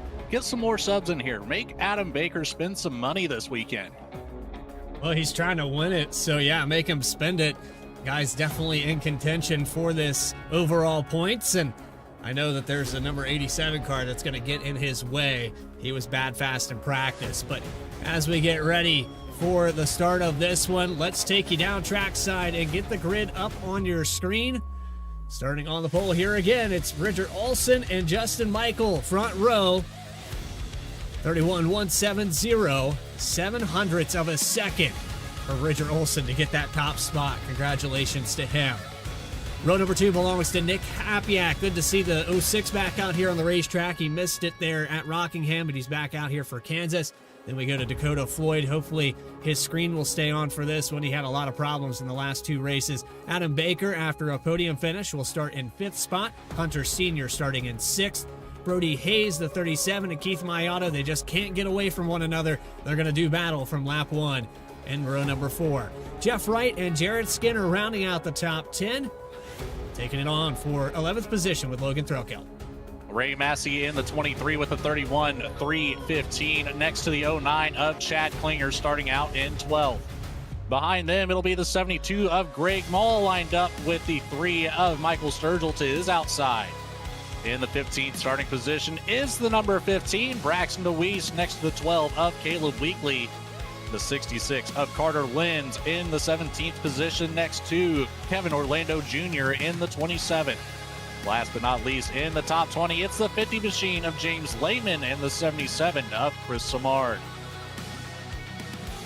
Bryce Shoemaker and Chris Hodges. We have 3 more cars to talk about here as we finish up with Philip Brewer, Greg Spiker back out there on the racetrack. Here we go. I think we're going to try it again. You guys want to sign it up and start this one off? All right, from our hometown, Kansas City, welcome to Kansas Speedway, walking and rolling costumes. Let's go. Green flag is out and we're underway. Bridger Olson into turn 1, and here we come down the backstretch. 3 wide behind him with Floyd in the middle. He's loose off a 2 and he almost crashes in to the 7. That was Adam Baker, excuse me. I lost my voice as they lost that car.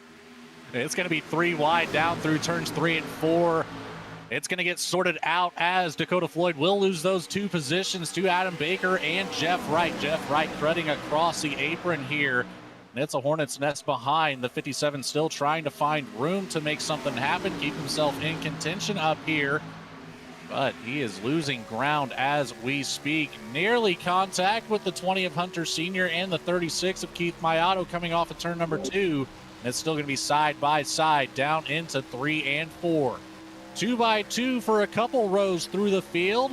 And a little bit of contact now with the wall from Hunter Sr. This will give Keith Mayato a good opportunity to get around, get clear, and make the best use of the width of this track here at Kansas. Again, I'd like to thank Lon, Reese, and Chris for coming up here. Chris, hop back down into Channel 10. If you guys need us to move you, we can get you back down there with ease. Looks like Lon was able to move it down, and so those guys back down to the Channel 10 spotting for the 23 of Ray Massey. Olson holding on to the top spot. Clean Air looks like it's king. No surprise here at Kansas. Clean Air will certainly be your best friend here tonight as you see about a quarter of a second gap between Olson and Michael. 85 laps on the board, same setup as last race. 2 green-white checkers, 80% fuel, 45 miles an hour down the pit road this time. 4 sets of tires, and of course that iRacing fixed setup. No stage breaks or competition cautions like we saw in race number 2 yesterday at Watkins Glen. That is strictly a road course thing that we do here. And the battle is on for that 3rd place position. Adam Baker's going to make it up there around Justin Michael, who is showing some early signs of trouble as he is stuck up on the outside line. Apologize. He is on the inside line as the 06 of Hapiak on the outside line. Dakota Floyd on the inside, looking to make up that ground that he lost. Hunter Sr. is going to push the back bumper, though. So we've been having problems with trading paints, and it just occurred to me that it completely shut down on my end of things. So we're going to try to load these cars up one more time. Hopefully it will clean up. But actually still having a blinking problem there with Dakota Floyd as he reappears in front of the 20. And we're looking at the weather at the top of the screen. 120 degrees on this track surface. It's just as hot here in Kansas as it was in North Carolina. I think that temperature would be a little bit different, but that sun beating down on the track is what is causing that. Nearly 3 wide here through 3 and 4. Keith Mayato will fall out of that 3 wide situation, but it's going to be 2 by 2 by 2 here, battling at that 5th spot. All the way back to our P10 here. James Lehman looking to make a move on the inside, get around the 72 of Greg Mall. It's not going to be enough speed off the bottom of this corner. It's going to be a lot more similar to Rockingham.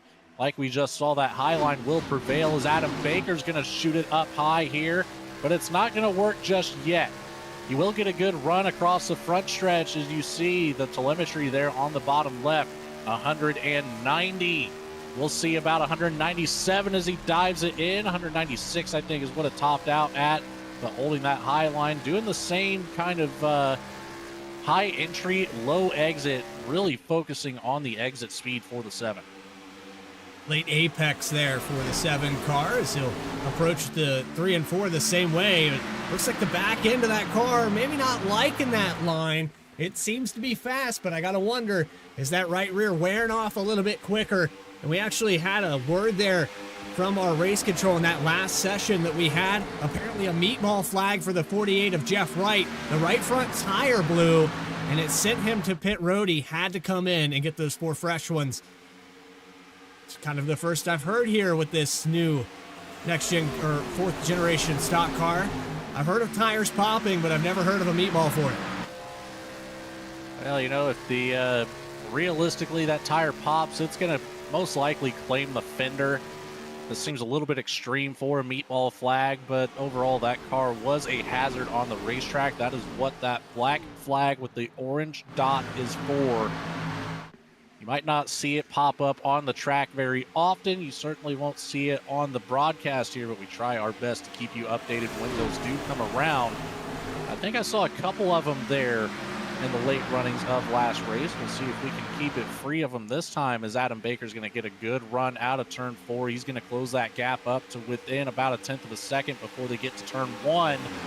Getting to the back bumper of Bridger Olson, who's also going to take the high line this time. Baker gets loose about a half lane lower, but collects it back up. He's not going to lose a whole lot of ground, but definitely a slower exit speed than he wants.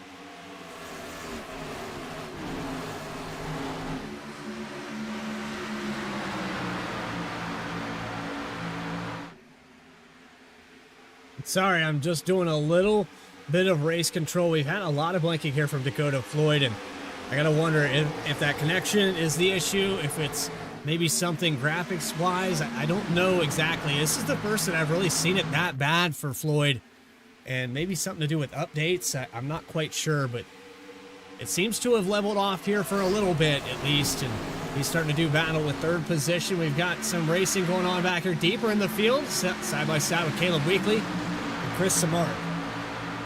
Chris Samard using that high line. It looks like the 51 of Christopher Hodges trying to find out which car might be faster and trying to tuck in behind. Get around 2 for 1 special nearly. So he's going to take a peek to that middle lane between Weekly and Samard, but nothing doing just yet for the 51 machine. A lot of scrambling going on just ahead of this battle back here. But look at that. You can see 3 distinct lines being used. You've got a bottom line, middle line, and top line. You'll start to see some of that 4-wide action introduced, those sub-middle lines between there.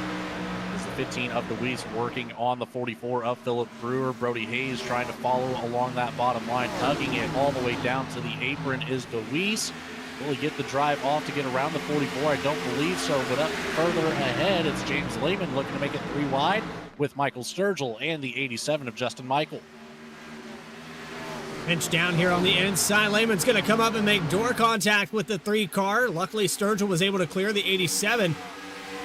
So Sturgill will move up to 6th position, but not for long. Looks like the 50 of James Lehman trying to take it away already. liking that bottom line is the 50 team, and it's working so far here. Will he get clear? Not quite enough to slide up in front of Michael Sturgill, as he'll pull around back on the outside line, but keeps it door to door down into turn 3. All Lehman needs to do is get that clear call and move up the track. And it's going to happen this time, as he's going to take away that position from Michael Sturgill, an inch closer to the top 5. Up 13 positions already for James Lehman as well.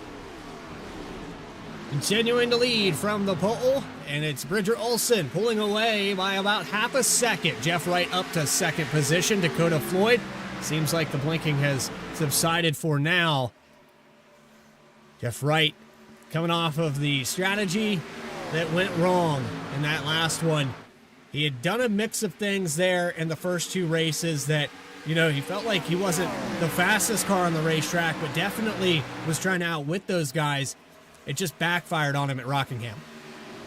That it did. Ended up 2 laps down to finish out that race. Looking to make a recovery here. Might not be in championship contention because of that, but still here to put on a fantastic show. We see that 48 every Saturday night with the Saturday Night Racing League crew in the booth for the Challenger Series, and then on the track for the Cup Series. Bad fast week after week over there, and looking forward to making him a official part of the VSPEED team. Don't let those announcements out just yet here. We're looking to do it, but hopefully it works out, because yours truly and Logan Threlkel both kind of traded back and forth in the Challenger Series. Took turns driving the 2 and the 12. I'd love nothing more for us to have our own shot, you know, for an individual season. So I'm hoping that it does work out there with Jeff Wright, so that way we can do battle on the racetrack at the same time. Be a battle of the broadcasters there. If we can make that happen, certainly would be fun, as Adam Baker still holding on to that top line. But here goes James Lehman on the inside, looking to make the same move that we saw on Michael Sturgill. Sturgill, though, he is creeping back up, using the draft off the back bumper of the 7 to catch back up to the door of Lehman. He'll take that high entry, look to maybe go for an over-under move, but he's going to move right back up to the top. Contact with the 7! That's going to take out Sturgill and Adam Baker across the front stretch. A move that might have been a little too risky this early in the race. Tried to shoot it 3 wide. Baker got loose on the outside. Maybe a little bit of air pack on that left rear quarter panel.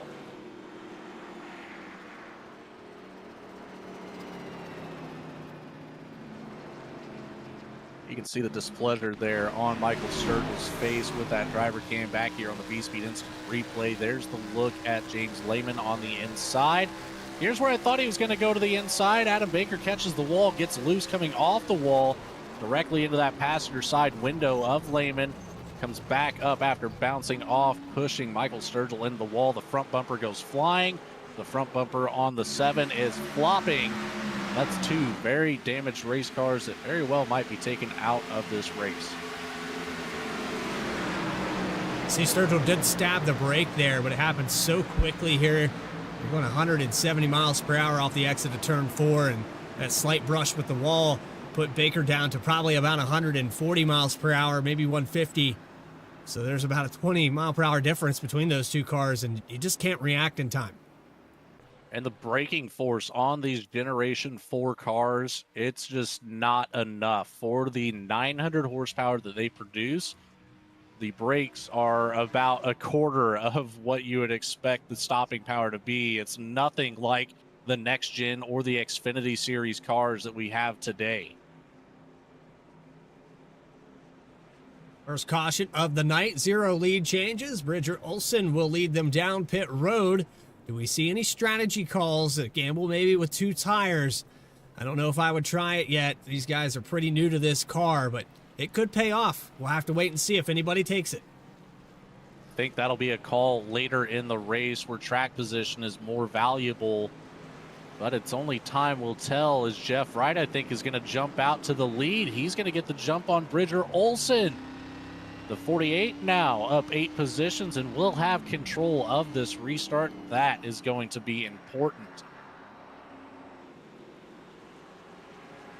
Well, I'll get the graphic fixed here in just a moment.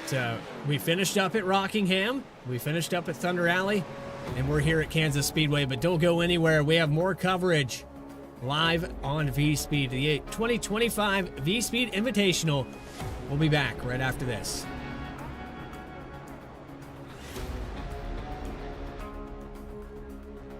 Rock and Rolling Costume started when my son Reese was born with cancer. So when I was 3 years old, I got my first wheelchair. And he wanted to be Wall-E for Halloween that year. And so I knew you couldn't buy a costume to go on a wheelchair at that time. So I knew I had to build one.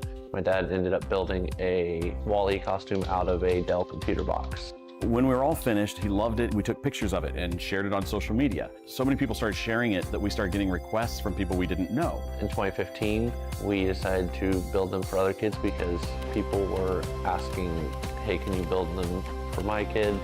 So we started the nonprofit organization, Walking and Rolling Costumes, and we build costumes for kids all over the nation, free of charge to the families.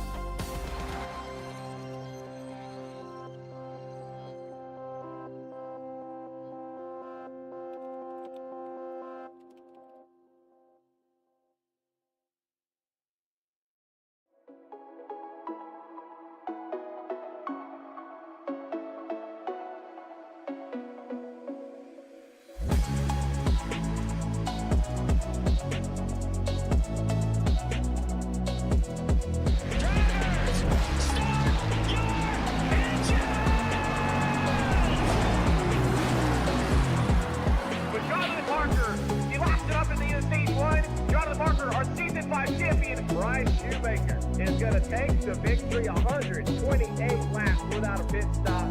Donnie Kite's going to get through it all and score his first career win. Saturday Night Racing League and throwback at Charlotte goes to Josh Adams.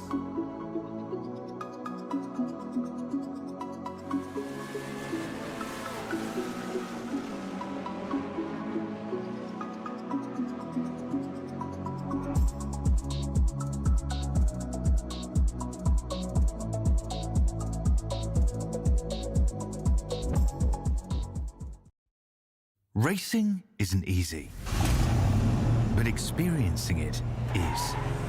iRacing puts you in the driver's seat with the industry's leading sim racing game. Drive on laser scan replicas of the greatest racing circuits from around the world. Go head-to-head against other drivers chosen by skill-based matchmaking to ensure competitive racing at every level. Compete across all your favorite series in officially licensed cars engineered to deliver the most accurate driving experience possible.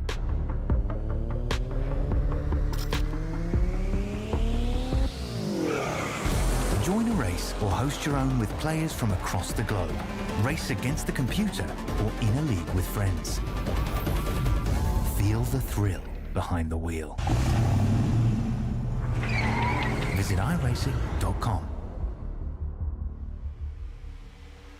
Welcome back here to our coverage of the final round, the final race. We're 3 wide going into 1 and 2, the 15 in the middle. On the outside, your winner at Rockingham, the 87 machine of Justin Michael, the 15 there in the middle of Braxton Deweese. And it looked like Brody Hayes moving up through this field. He had an EOL for this segment as well. He's already worked his way up to the top 10. Yeah, good movement coming from that 37, currently holding down the 7th starting position. You know, still want to put in your qualifying effort, even though you know you're going to receive that end-of-line penalty to start the race. You want the best pit stall possible. He made it up there in 7th before falling back to the back of the field, and ultimately putting on quite the drive to see the top 10 so early on in this race. As you might have noticed, we did lose a few more drivers from the last session. Started out with 28 at Rockingham, now at 23 here. Number 3 of Michael Sturgill after that incident with Adam Baker to cause that caution. He has exited the race, brought it back to the garage. Side by side with Nick Hapiak in the 36 of Mariano. Hapiak trying to clear it. Looks like that outside line is just a little bit faster. It's to be expected here at Kansas. But I think tire wear is such a factor with the temperature over 120 degrees there momentarily. It's come down 3 degrees, but it's still pretty slick out here, and I think it's chewing up those right rears. That's exactly what this track will do with only 3 tire sets over the wall. You have to keep them in mind, your tire wear throughout the entirety of this 85 lap race. On board with Keith Mayato in that 7th position right now. And I tell you what, Bradley, these cars here, the high revving V8, over 9,000 RPMs here. It is one of the most beautiful sounds in racing history. As we saw Brody Hayes get a little bit loose there on the bottom after making contact with the apron. That was the 06 of Happyack also getting a little bit loose. So Hunter Sr. into the top 10 now. The 20 car started in 6th, fell out of the top 5. He was up there a little bit higher at one point, but after pit stops, I think execution down pit road just lost a few positions, now trying to get him back. Playing a little bit of fuel strategy game here as well. Didn't get quite as much information pre-race here as I would have liked to on the potential fuel run with that 80% fuel cell capacity, but here's a battle with the 44 of Philip Brewer, the 07 of Jared Skinner coming around turns 1 and 2. Skinner on the outside, car down low. Olsen! 67 of Bridger Olsen on the apron, loose off of 2, collects it back up, but loses 3 positions.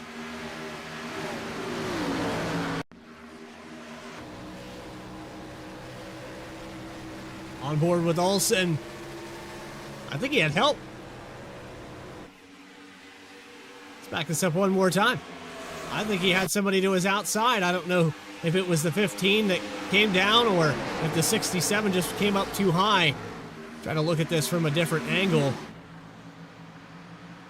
Coming up, coming up, coming up. He came up into him.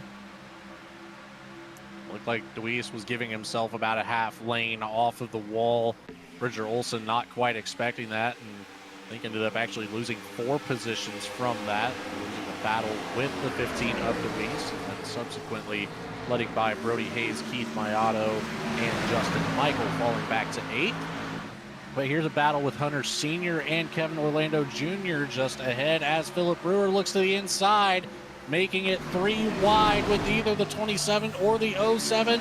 Potential of 4 wide, but Jared Skinner's going to back out of it. It's tight out of turn 4 here. Hunter Sr. sandwiched in the middle. It sorts itself out. Kevin Orlando Jr. gets ahead of this pack. That was a tight squeeze there from the outside, but able to hold the nose there steady. And Hunter Sr. is going to benefit from this, but even though he benefited some positions, he just got back to about where he was when this all started. He's back to 11th now. Any little bit of progress on the track is progress nonetheless. Phil Brewer looks back to the inside here. He will get ahead of the 20 machine. Chris Samard right behind, keeping Jared Skinner and that 72 of Greg Mole at bay for the time being. On board now with the 77 of Samard. Running that 13th position, holding that kind of modified middle high line there through 1 and 2. Checking in there, Sturgill out and done for the day. Adam Baker coming back out on the racetrack, heavily damaged 4 laps down in the number 7 machine, just trying to make laps, hoping for enough cautions to get this thing repaired and maybe get back into it. I'll tell you what, the 57 still having some connection issues. That caution may come sooner rather than later, as he is in the mix of it here all over the back bumper of James Lehman. And you've got Braxton Deweese and Brody Hayes trying to make up some ground. Keith Mayato right in tow with both of them. But it's all about the 48 of Jeff Wright. Got a great start on the restart, and he's been ahead ever since now with 15 laps led. James Lehman looking to close the door, but gets a little bit loose through the tri-oval. He's going to be stuck to that high line here, but that's where you're going to get at that speed that you need. Take a look at our driver one more time here. Like a handful through that tri-oval. He came off of turn 4. You got to wonder, he had problems like this at Rockingham. Is he burning up his stuff trying to keep pace with Jeff Wright? Jeff Wright has the clean air advantage. For every lap that James Lehman stays in that. The grass. That's the We got another 87. one. The 87 and the 07. Jared Skinner gets involved. Not sure how, but that's last race winner, Justin Michael. This is not the race that he wanted. He was content with the top 5, hoping to just edge it out by points, but now he's going to find himself back in the 21st position.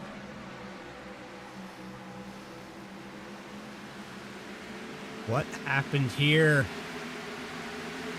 Tag with the wall? No, that was with Richard Olson in the 67. And the 07's going to get a piece of this aftermath. He's going to keep it off the wall. 09. Yeah. That's a big hit for our top contender in this championship battle. Justin Michael, that hood popped up quickly after making contact with the wall.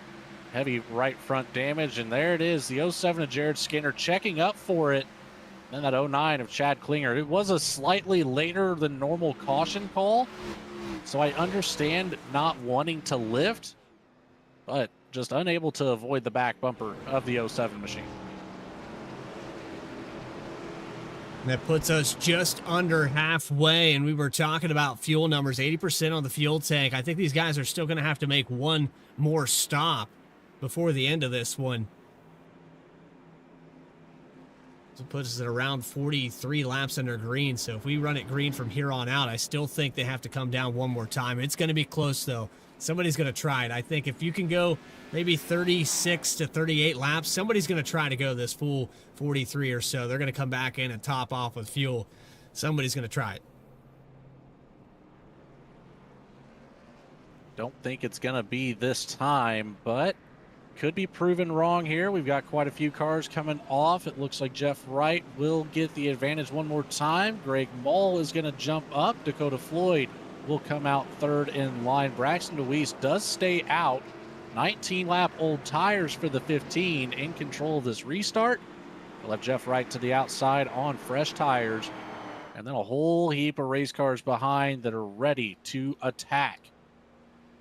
Mull took 2 tires on that stop, so somebody is going to try it here halfway through this race. And as we are at that halfway point, it's another reminder to use this donation QR code for walking and rolling costumes, cosplay, and Halloween costumes for children with disabilities. We talked to Lon Reese and Chris Rude there. Lon Davis, Reese Davis, the founders of Walking and Rolling Costumes. 10 years now that they've been doing this, and started out in their garage, I'm sure, like all startups do. Microsoft, I'm sure, you know, Apple computers and everything great starts in a garage. Walking and Rolling Costumes is no different. They're working on their 10th year. You can donate here on this QR code or the link in the video description. All the proceeds that you donate go directly to them, and a portion of the buy-in for this event also donated from VSPEED. But I told you, they're going to come back in and top off with fuel. We're seeing it here as we double back up. I think some of these drivers are going to try to go long. I also noticed the 72 of Greg Mull brought it back down and did end up taking 4 tires. So now he was out of an extra set of right side tires for the 72. That's a very interesting call. Maybe a little bit of a miscommunication with the crew chief on what he wanted to do there. So he's going to fall out of the top 5 here for the restart. It's still going to be Braxton Louise on the inside, Jeff Wright on the outside, Dakota Floyd, Brody Hayes making up row 2, Keith Mayato, and Philip Brewer in row 3. Pace truck will come off. The 15 in control on the bottom. Green flag in the air, ready to drop, as well as the hammer to start lap 43 here, halfway through the championship race.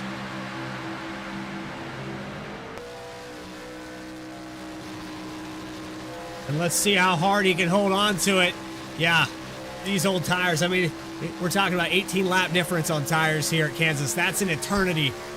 These guys with 5 lap older tires will probably get passed up pretty easily. Let's see if Braxton can hold on to it, at least keep it in the top 10.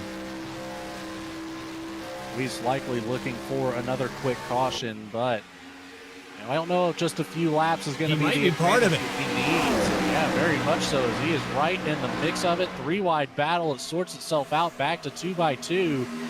He's holding onto that top line as you're going to see the entire field working the bottom and just a slightly higher line off the bottom and around the inside of the 15 as he's going to continue to fall back through the field, currently in the 9th position at risk of losing more as he makes contact with the wall. And Wright starting to get away from the field here.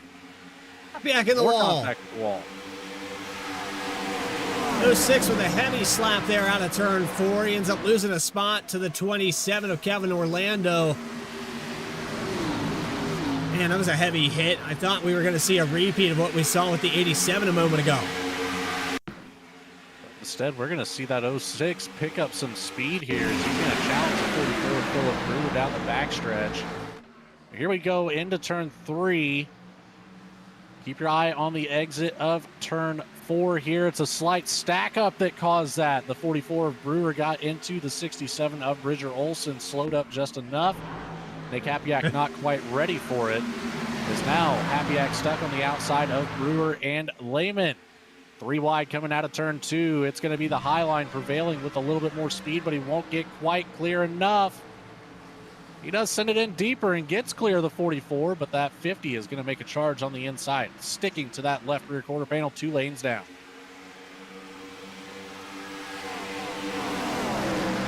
So from 4th place all the way back to around the 10th spot.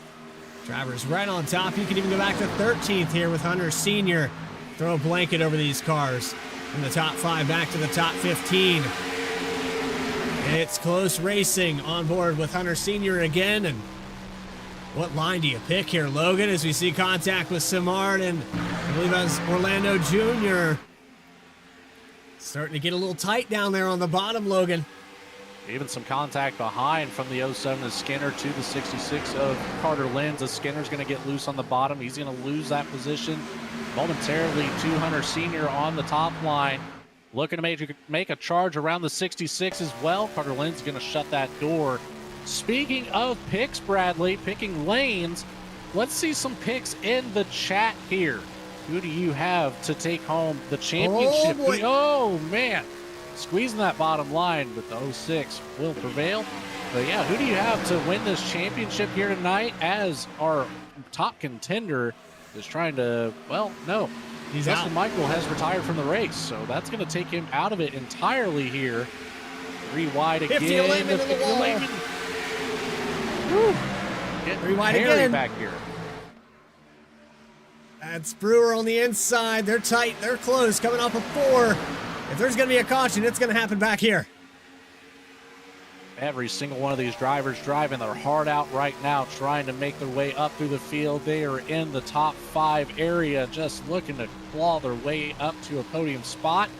Jeff Wright with a quarter-second advantage over Dakota Floyd, who has a quarter-second advantage over Brody Hayes on the podium right now. On board here, you see that 66 of Carter Lenz getting a drive around the outside, but it's not going to be enough to make that further dive. Philip Brewer will get the nose ahead, but look at the slight stack up here on the bottom as we develop through this run. It's about time to start seeing that racing line move up. Yeah, I think it's going to migrate towards this middle line. It seems to be a little bit quicker off the exits, and you can't quite get back to the throttle early enough down low. If you're James Lehman, you liked how you could exit that corner just now. You could push up the racetrack, but if you're running side by side, it's difficult for both of you. And now we'll see the 50 go to the inside of the 67. Olson on the high line, Lehman on the bottom, out of turn 4. Neck and neck again, a drag race down the tri-oval, and we're looking at 3 wide again as they come across the line. Carter Lenz trying to make something happen on the outside. Oh, It's going to be 3 wide. Kevin Orlando Jr. sends it to the inside. Bridger Olson holds it down in the middle. Lenz stuck on the outside. It's 3 wide behind him as well. Philip Brewer, Hunter Sr., Chris Simard. Chad Klinger starting to claw his way up here into the picture. It sorts itself out back to 2x2. The 67 using that bottom line, trying to gain momentum once again. Tight battle there. The 27 of Orlando Jr. sent the nose to the inside, and I think an unsuspecting driver there in the 44. Man, these guys are not cutting the 44 Brewer any breaks here. No slack at all. But again, this goes from around 6th position back to 13th and 15th position. Ray Massey's starting to creep back into this. Don't forget, as we heard from Chris Rude yesterday, Ray Massey battling a foot injury coming into this event.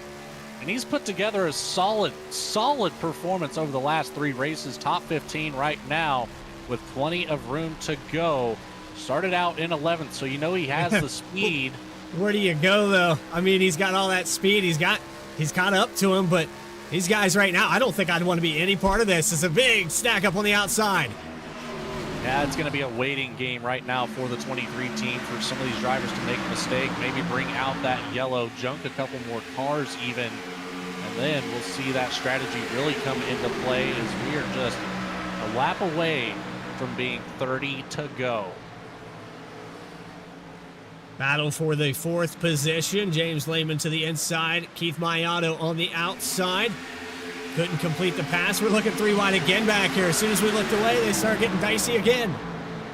This is where the battle is at. Samard way up top on the track. Kevin Orlando Jr. in that blue 27 on the bottom. Carter Lynn's doing a great job holding on right behind, or right ahead of him rather. Hunter Sr. trying to wait for his turn to make a move on one of these 2 drivers. 66 of Lynn's kind of controlling both lanes right now as he enters in front of Chris Samard, immediately drops it down to the bottom in front of Kevin Orlando Jr. right back to the top, and Samard takes a peek to the inside. 77 on the 66. Who's going to get it here? Does Hunter Sr. maybe have an opportunity to pick up some speed? No, it's going to be 3 wide momentarily. Kevin Orlando Jr., Philip Brewer on the bottom of that one. Happy works his way up to the 3rd position. He's about to have some company, though. James Lehman and Keith Mayato are a little bit faster than that 06 by about a 10th a lap here. And even though they've been battling back and forth, they've still been catching up to this 06. Touched about it yesterday, the impressive drive that I've seen from the 57 this weekend. He is doing a great job holding on as best as he can to the 48 of Jeff Wright. 0.6 of a second back from 1st place, but he's got a second advantage over 3rd place. So the 57 right now has some choices to make. Do you push or do you save? You don't want to let Jeff Wright get into a rhythm to where he can save his tires till the end of the race by any means, as he will be a very hard pass to complete. Oh, and also, Logan, we got to factor back in. I don't know that these drivers can make it to the end of this race. And if anybody's going to try it, I think it's at the back end of this field. They came in and topped off of fuel again as the 50 gets loose off of 4. He holds on. Just not shocked that the 50 car's loose. I mean, he's done it all race long. But you go back to what I was saying with the pit stops. If any of these guys have to peel down, I don't know how committed they are, but Jeff Wright is burning more fuel, and Dakota Floyd is burning more fuel. And some of these guys back in 5th, maybe 10th position have been able to save some of this stuff. If they're committed to pitting, I could understand pushing it this hard, but some of these guys might not have to. True, we've got Braxton DeWeese has brought it down. He has scored 1 lap down in the 15 machine back in 20th position, but he's on 10 lap fresher tires. So there's our first kind of undercut situation on the board. The rest of these drivers, they did bring it down at the back half of the field, starting with that 09 of Chad Klinger running in the 12th position, the 12 of Caleb Weekly, the 23 of Ray Massey, the 25 of Bryce Shoemaker, the 51 of Christopher Hodges. I'm noticing a trend there of drivers who might be in cahoots with each other. The SNR league being represented very well, and they all seem to be on the same strategy. Speaking of SNR, we have another driver in the chat there, Max Cost. Cookies. That's what he had. Well, I feel like that's a perfect segue to just pay homage to our race controller, Benjamin Richards. It's one of his favorite questions to ask. And, we like to see some engagement in the chat, as we've already tried to bring up a couple times. But Benjamin Richards, every race I've been in with him, the question always comes out on the pace lap: what flavor ice cream are in the pits today? I can tell you what flavors on this strategy. I can listen to Brody Hayes right now in the 37. These VSPEED cars are on the clutch pedal. You can see that RPM dropping down to flatline 2,000 RPMs. These guys are going to try to make it to the very end. That's what I was worried about. Jeff Wright is definitely not on this strategy. He's pulled out to almost a full second, over a full second. It seems to be working out pretty well for Brody Hayes as well. He's staying locked to that back bumper of Bridger Olson. Nick Hapiak using that top line, but here we go with the telemetry on that 48. He is doing the same thing, but not nearly as long. You see the RPMs drop down to about 2,000 there just for maybe a half of a second. So it might be more of a rotation thing. I don't think that the, goodness gracious, the 37 of Brody Hayes is off throttle much longer, honestly. I don't know if they can pull it off. This is going to be a tough one, guys. We might see some cars run out of fuel trying to commit to this strategy. That's all reliant on if this race stays green. We've settled down a little bit here from 6th position on back. It's still grouped up, but I think everybody's starting to realize, hey, we got to pull something else off. Racing amongst ourselves right now isn't working out. We're losing the lead pack. Jeff Wright continues to pull away, and if he can save enough, he is gone. We've only got 20 laps to go when we cross this time by 24 laps on this stint. This is really going to stretch it out, but these guys are committed to it. Don't forget, just because Jeff Wright is in a position to win this race doesn't mean he's in the best position to win the championship points. His last night, contact. The 20 of Hunter Sr. into the wall out of turn number 4. I don't believe there's any assistance there. Maybe a little tap from the 23 of Ray Massey as he dives to the inside. The 12 of Caleb Weekly looking to follow as well on the bottom line. And here it is Braxton Deweese chasing down that 25 of Bryce Shoemaker. You see the distance they have to catch up to the rest of the field. Shoemaker's about 4 seconds back from Jared Skinner. Braxton Deweese currently 1 lap down still from that pit stop.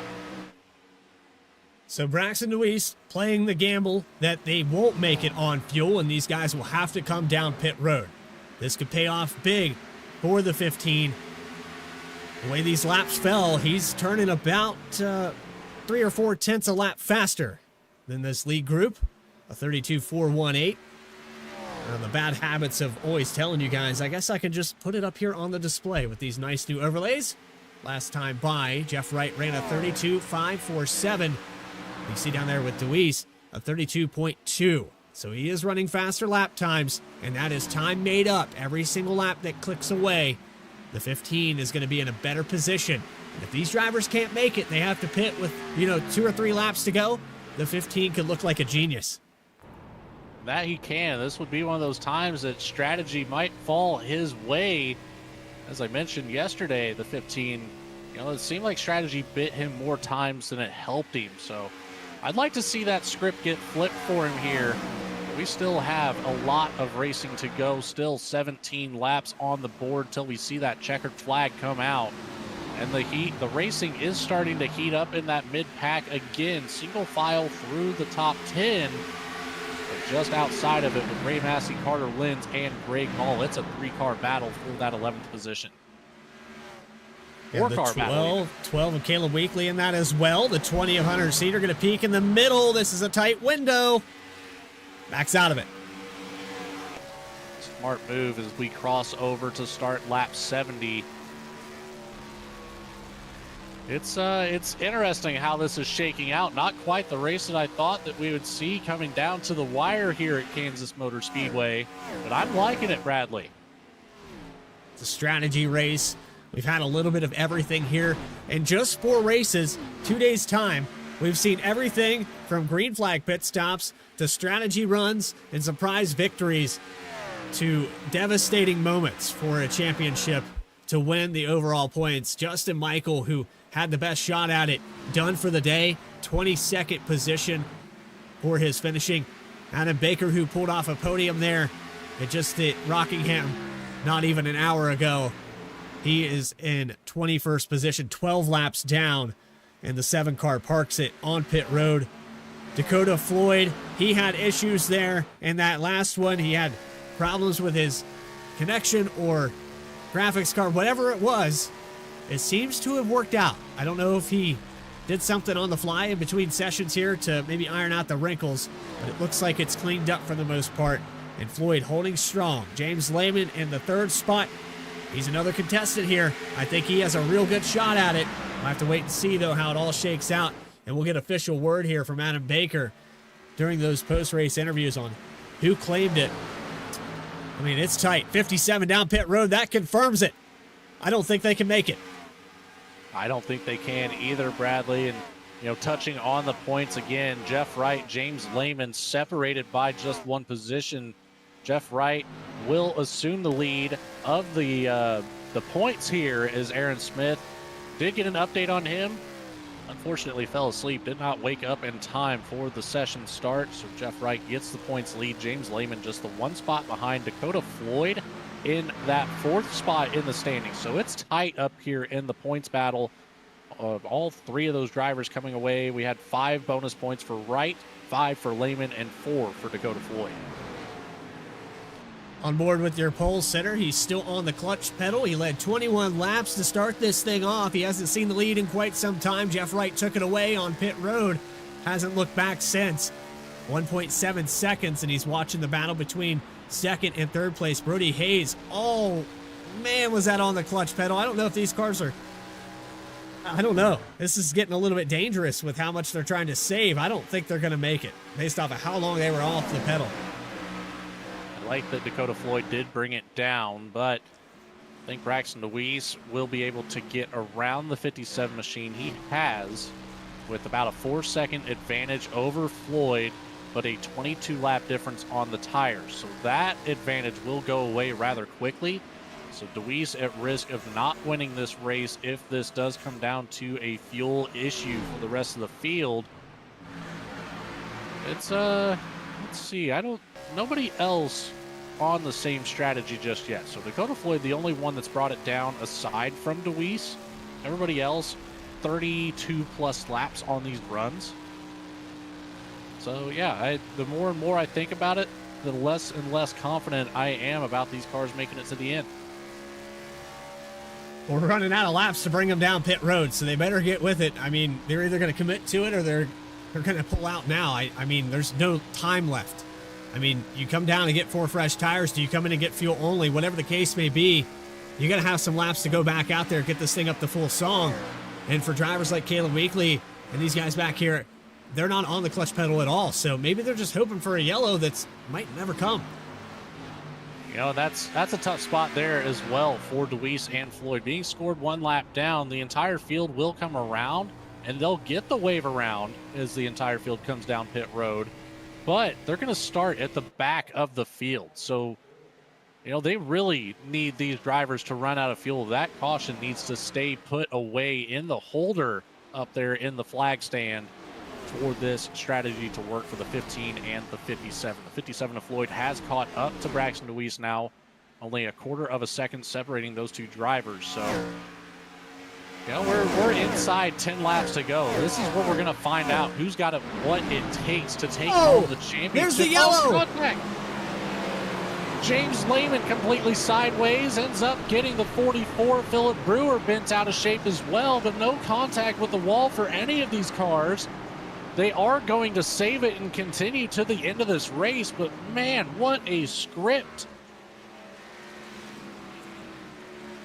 Throw everything you knew about this race out the window. Late race caution with just around 5 to go. And this might just take us into overtime for the first time. I can't believe I'm saying this, Logan. The first time all weekend, we're going to use a green-white checkered, I believe. I think we're going to come out with a +1. So it's going to be a natural green-white checkered +1 or 2 laps. So, cautions do breed cautions, and we're in the final laps of this race. So everybody will be on edge and making that dangerous move to try to make it up here to the top step of the podium, as the entire field will come down. Worst case scenario for Braxton DeWeese and Dakota Floyd. Floyd will get the lucky dog. Braxton DeWeese will have to settle for the wave around here, as that 50 Lehman will be the first driver to hit the box. Jeff Wright will be next in. Chad Klinger, Brody Hayes, Keith Mayato, Ray Massey, Greg Mole. Let's see who's going to take the win off of pit road. This is going to be what's most important. Klinger out of the box first. A 2-tire strategy for the 09. Maybe a 2-tire strategy. No, that's going to be a 4-tire strategy for Olsen. the 50. Olsen on a 2-tire strategy as well. He's going to beat Klinger out. And Chris Simard, I think, missed his box. So he comes back out on the racetrack with no service and 24 seconds down pit road. The 77 is going to have to come back in. I don't think he can make it on fuel. That's the question here. The tires would be able to make it. I don't think you'd be able to hold on to the spot, but let's see. The 77 very slow on the bottom of the track. Might have the car shut off, saving the fuel. But I'm with you. I think he's got to bring it back down here. 2-tire call for the front row on this restart. There he goes. Yeah, Simard back in pit lane. 15 going to get the lucky pass position. And that strategy falls apart for Deweese. And Chris Deweese was in the chat saying 75% of the time it doesn't work. Unfortunately, it's going to fall in that same category here tonight. So get back on the lead lap here.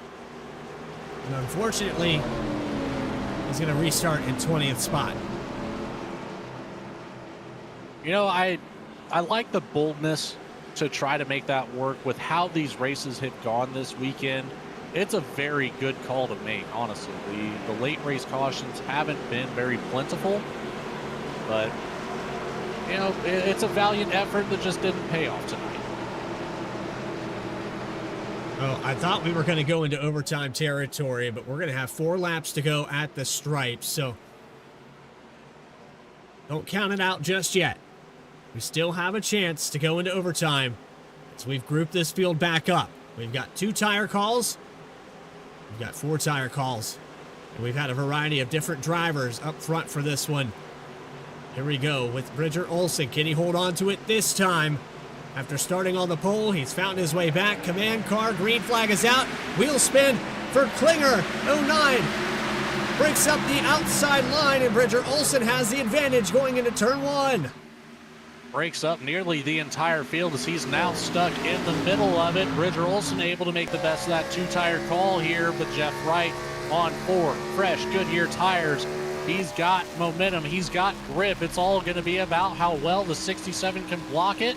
But here goes Wright around the outside. He's to the door, and it's going to be the run across the front stretch that's going to settle this one out. Once the 48 is clear, I don't think there's another chance for Bridger Olsen to get back around. But as I say that, sends it down to the bottom of turn 1. There's that speed on the top line. There it goes. Jeff Wright in possession of that number 1 spot. Gonna shut the door there on Olsen going into 3 and 4. Olsen's putting up a fight though. Pretty impressive there. Jeff Wright just got to his outside just enough. 2 to go. James Lehman creeping his way into the picture. Had we not had that wheel spin there from Chad Klinger, I think we might have had more contenders for this top spot. We've got guys back here that have been bad fast in the short run. Mayato into the outside wall. That's the 66 of Carter Lenz trying to clear him. It is all spread out. Olsen's back to the bottom, got the nose ahead of Jeff Wright here, coming to the white flag. It's a drag race across the tri-oval. That top line is going to be important here. James Lehman down to the apron into turn 1. Olsen sends it to the bottom again. Jeff Wright way up on the top of the track, running that Kyle Larson line. Olsen pushes all the way up, nearly contact with the 48, backs out of it. He's got one more shot back to the bottom. James Lehman follows. Jeff Wright all the way up at the top. It's going to be a drag race to the finish line. Who's going to get it? The 67 with the advantage coming across the line. He gets loose in the tribal. Jeff Wright takes home the win at Kansas. And Bridger Olsen put on a fantastic show with those 2 tires. He had the nose out of 3 and 4, but it wasn't enough. Used up all the racetrack he could, but it was Jeff Wright on that outside. and he will take the victory. We still don't have official word on who is the VSPEED Invitational champion. We do know Jeff Wright has put it in victory lane here at Kansas, his home track, and the 48 team got it done. What a turn of events. This script was flipped all weekend with different names in victory lane, some drivers that were dominant, but it all falls apart here in the final race. In this tournament-style venue, Jeff Wright finds his way back to victory lane. And what a typical name to hear in victory lane on a Saturday night, Bradley. Makes a lot of sense. 48 dominated this one, 59 laps led out of our 85. There's an extra bonus point for you. I don't know if it's going to help him out at all. I think James Lehman is probably in the best seat in the house for this championship, but we'll get those points put together for you, get it all figured out before we make the official announcement.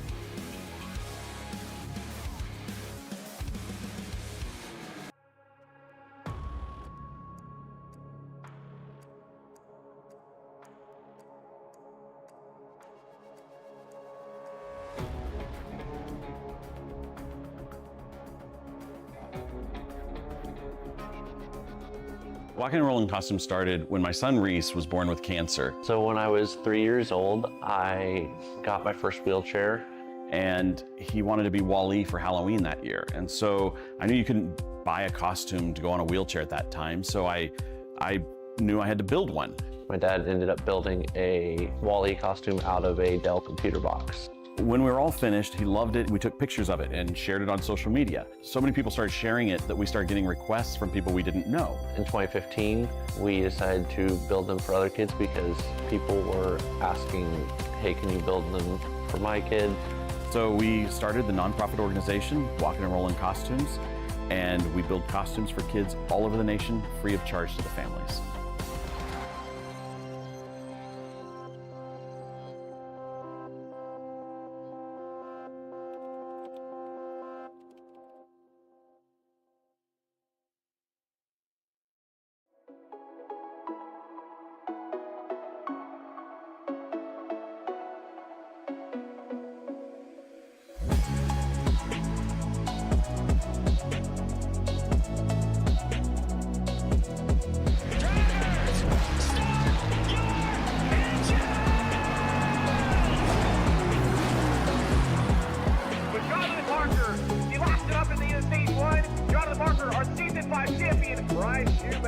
Is going to take the victory 128 laps without a pit stop.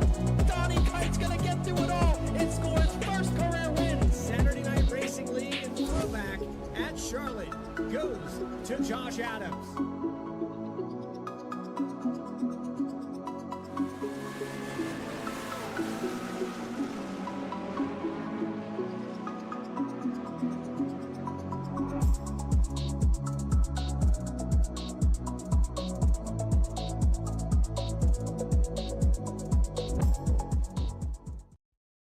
Racing isn't easy, but experiencing it is. iRacing puts you in the driver's seat with the industry's leading sim racing game. Drive on laser scan replicas of the greatest racing circuits from around the world. Go head-to-head against other drivers chosen by skill-based matchmaking to ensure competitive racing at every level. Compete across all your favorite series. In officially licensed cars, engineered to deliver the most accurate driving experience possible.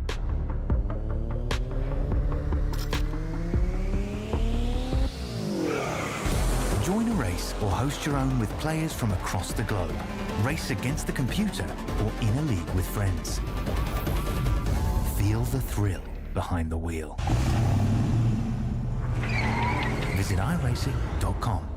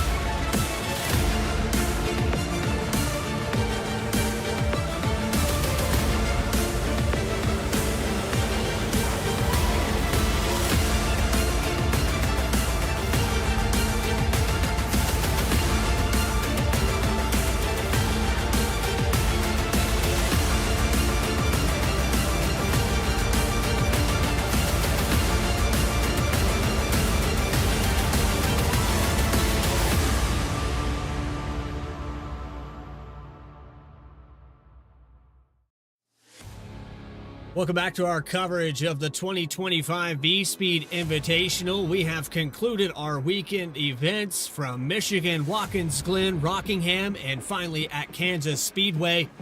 And we have another name in victory lane here in this 4-race stint. It was Jeff Wright who found his way to victory lane. Final results up on the screen and a few things to talk about here. Jeff Wright getting that victory, had a bad finish though at Rockingham. And I think officially that's going to put him in the 4th position, Logan. Correct me if I'm wrong on that, in the overall point standings.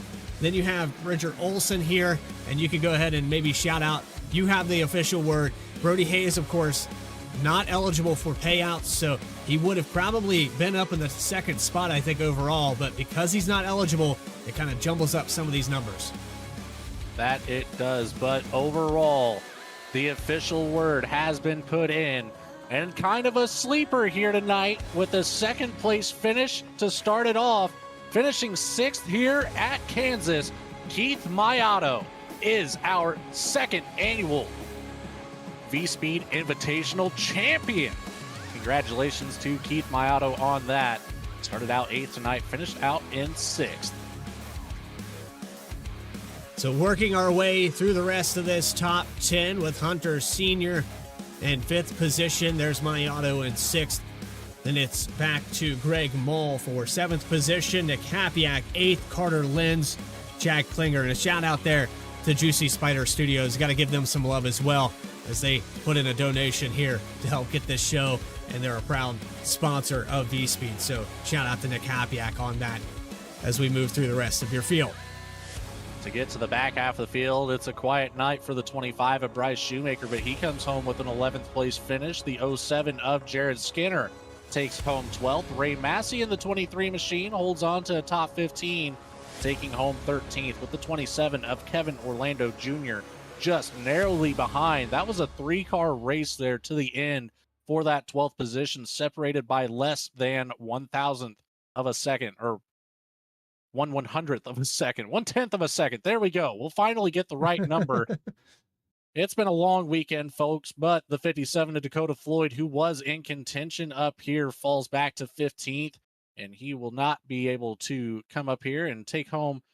You know, he was a 2-time champion in the Saturday Night Racing Challenger Series, unable to make it a 1-time champion in the VSPEED Invitational. But the 44 of Philip Brewer finishes out in 16th. Right behind him, the 12 of Caleb Weekly in 17th. The 77 of Chris Samard, teammate with our champion here, will finish out in 18th. The 51 of Christopher Hodges in 19th. And last but not least, the strategy that just did not pay out tonight, the 15 of Braxton DeWeese, rounding out your top 20. So a great finish at Rockingham, an abysmal finish. Tough break here for Adam Baker. He's going to finish 21st, 15 laps down. You have Justin Michael, who won at Rockingham. He's in the same boat as Adam Baker. He's going to have an early exit here today, 22nd. Michael Sturgill, the first car off the racetrack, and Greg Spiker electing not to grid here tonight, rounding out the 24-car field. With that, though, the first driver that we are going to talk to, we're going to bring up our race winner, Jeff Wright. And Jeff Wright put it in victory lane. You had the bonus points here with 59 laps led. Man, but just go back to Rockingham and have a do-over on the strategy, and I think you probably would have won this thing overall. It was oh so close. I think it came down to just about 5 or 6 points.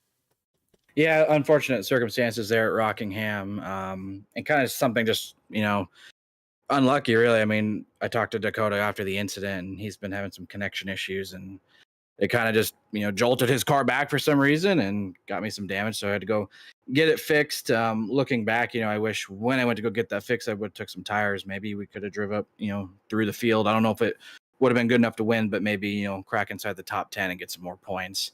But, can't be too disappointed. Overall, it's awesome to, finish this thing out with a race win, especially at Kansas Speedway, being such an awesome and really fun racetrack. So, it would have been great to, be able to win the VSPEED Invitational. There's a lot of really good guys in here, a lot of talent. So congrats to Keith, who I believe had won the event. If correct me if I'm wrong. Battled Keith over several different leagues, and anytime you see Keith in the field, he's going to be a threat. So not surprised to see him walk away with that invitational. But I'm just stoked that we could walk out of here at least with one win, especially after the way Watkins Glen went there in round 1 last night. So yeah, all things considered, I'll take it. Well, Jeff, on top of that, you were trying to outwit guys there in the first round, but this one you just kind of stuck to what you knew. Kansas Speedway, a home track for you. You always perform well in every race and league that I've seen you race at this track. But how much different was this Gen 4 compared to, say, maybe the next gen or, a B-class car? Oh, it's, night and day difference. That's the biggest struggle. I think a lot of people in the race, or just guys trying to drive this car is just trying to figure it out because it doesn't drive like anything that we've really raced before. And you could, say the same thing about the old Gen 4 car. These are just two very different race cars. I think we're all trying to figure them out. One thing I figured out, this car really likes clean air. And so I kind of tried to push for that early on. I figured, if I could get that clean air, I might be in a pretty good spot just because it is really tough to pass. And that means qualifying is really important too. And that's something I haven't done a really great job of, at least here in the VSPEED Invitational. So we're going to have to get better at that. But I'm sure as, the seasons go on and, updates get applied to this car, I'm sure everybody will get more comfortable with it. But yeah, it's unique for sure. And it's going to be a challenge, I think, for some time to come. Well, hopefully you get it figured out because you're going to be driving it on Saturday nights in the Cup Series. Jeff Wright representing Saturday Night Racing League and the owner there. A lot of admins backing you up. A lot of those guys in this race tonight. Go ahead and shout out anybody you want. But we have you up here one more time. Yeah, big congrats to Keith for winning the VSPEED Invitational. That's an awesome accomplishment. Wish we could have got it tonight, but just need a few more points. Everybody at VSPEED put this event on. Awesome to have this back for its second consecutive season. I know this is kind of becoming an annual thing, so looking forward to hopefully being a part of this every year. If it works out, we weren't able to make it last season, but we're able to make it this year, which was great. Everybody behind the scenes there at VSPEED, and then I know Walk and Roll and Costumes was in partnership with you guys putting this on tonight. So big shout out to them, and encourage everybody to learn a little bit more about Walk and Roll and Costumes and what they do. You can find that with the link in the description below. And I think I got everybody covered, Bradley Cooper. You and Logan did a great job. I'm looking forward to watching these back. I think you did. You covered it well, and definitely sound like a guy that's ran a league a time or two. So you got to make sure to thank those people that support and back you up. And it's also important to keep those relationships going. We thank you for your time, Jeff. You've been good to us as well. And we look forward there on the first week of August to fire it back up for season 5. All right. Sounds good. Thanks, guys. There you go. I mean, he got to victory lane. It was close in the points. He's congratulating this guy, and Logan Threlkeld, I believe you have caught up with our 2025 VSPEED Invitational champion, Keith Mayato, in the 36. That we have. Keith Mayato, congratulations. First of all, consistency is key here tonight. You got that second place finish to start off there at Rockingham Speedway. And how important was that to carry over into Kansas? Just knowing that, the pressure was lifted a little bit, especially whenever we saw that 87 of Justin Michael have issues. Yeah, as soon as I heard that Justin Michaels had, he was out of the race pretty much. And I think Adam also was knocked out and he was pretty close. I knew I had a better chance. At the same time, I knew one little mistake. If I'm stuck outside the top 10, if I would just lose 3 more spots, I'm done, right? So I just had a 3-point lead. It was tight. And I'm glad I had a real good finish at Rockingham because it was a little chaotic in Kansas. That it was, but overall a fantastic race. And yeah, with Justin Michael, Adam Baker being taken out so early, it kind of left you on a pedestal there. You had I believe, a 3-point advantage over your teammate Brody Hayes, but a mixture of other different things that could come up with it. Brody ended up finishing right behind you in the points, however, not eligible for the payout. So that bumps up Bridger Olson, who is just 3 points behind you, tied right there with him. And then, of course, Olson coming in second tonight. It got pretty narrow there whenever it comes down to it in the final points. So, it's what all was weighing on your mind going through this race? Was it just get out here and drive the best of your ability? Or were you trying to keep track of positions of other drivers?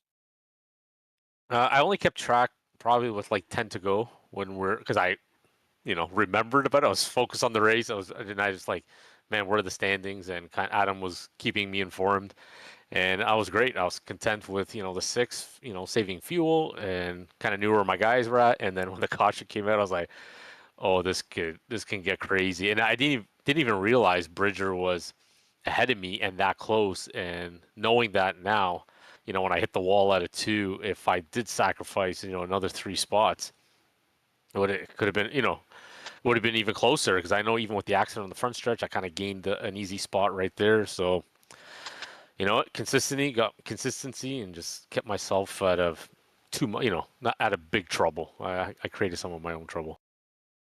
And I mean, if you think about it too, the separation here, if Bridger Olson comes away with the win, that's 3 bonus points. That closes up the gap, and then tiebreaker to Olson for the win. So fortune really fell in your way here in the 2025 VSPEED Invitational. Keith Mayato, congratulations again, coming away with the championship.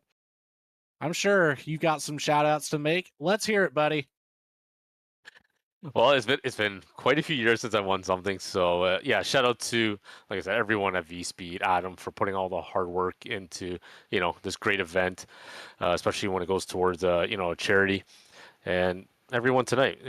It's been, over the last 2 nights, it's been awesome racing, even though, we have our few big cautions, but it's been entertaining. I've had a lot of fun, a lot of high pressure situations, and yeah, looking forward to the next one. Absolutely. As I think I could pretty well speak for everybody at VSP, this is one of our favorite events of the year, if not the number 1 favorite event that we host. So looking forward to seeing what we can put together in 2026. But for now, Keith Mayato, you got a year to celebrate this championship, and I expect to see you back next year to defend it. Congratulations, my friend, representing BTDY, Keith Mayato, everybody, your 2025 VSPEED Invitational champion. Thank you, Logan. I appreciate it. I'll be here next year. Looking forward to seeing that. And, it's always a good hearted feeling, Keith Mayato being a VSPEED driver, seeing him come out here, put on a great show with teammates, with so many other leagues involved. It's, again, just one of the great aspects here of the Invitational. But Bradley, I think that's given you time to catch up with our P2 finisher, Bridger Olson. Yes, it has. I've caught up with the driver of the 67, a 2-tire call. You put on a heck of a fight there in those final laps. You kind of faded back a little bit, got behind Jeff Wright, and then tried to plan your attack. And those 2 tires held up really well. It just seemed like, man, that exit speed, it just wasn't there with that car on your outside. I don't think it mattered if you had 2 or 4 tires. That exit was just not there on that inside. Yeah, I wasn't expecting it to work that well. I just picked 2 tires because I was trying to have fun at the end. And I really didn't drive it all that hard at the beginning because I was just expecting to kind of get swallowed. But then I realized I was actually kind of keeping pace and even gaining on him on exit or entry.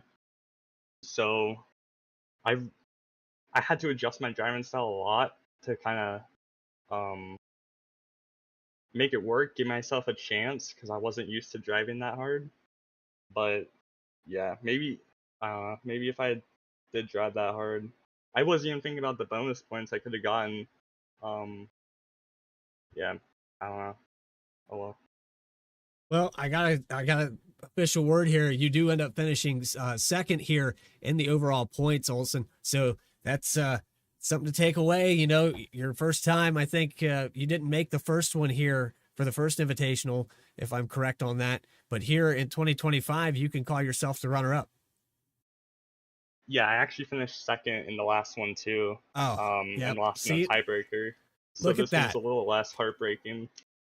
Man, you asked me to go back in time for more than 5 minutes ago, and I forget everything. So I think I did this to you last night as well when I talked about it. And maybe it was Jeff Wright that I said was in it, and he wasn't. So I said, you weren't in it, and here I am wrong again. You know what, though? The fact that we have you back up here says that we're doing something right. Even if I do forget things, we did get this all back together. And Bridger Olson, you are going to be second place in this race, second place overall. Anybody you want to shout out real quick while we have you in the booth? Yeah, thank you to VSPEED, obviously, for putting this on. This is always a fun event.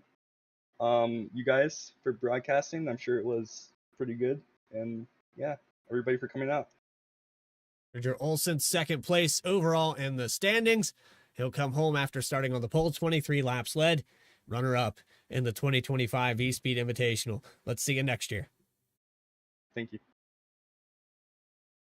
And finally, we have our third place driver to talk to.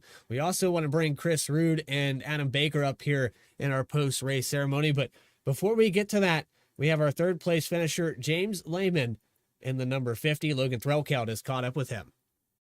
We've got James Lehman down here, another driver with a very great weekend here, very consistent overall, finishing out third in the point, or rather fourth in the points.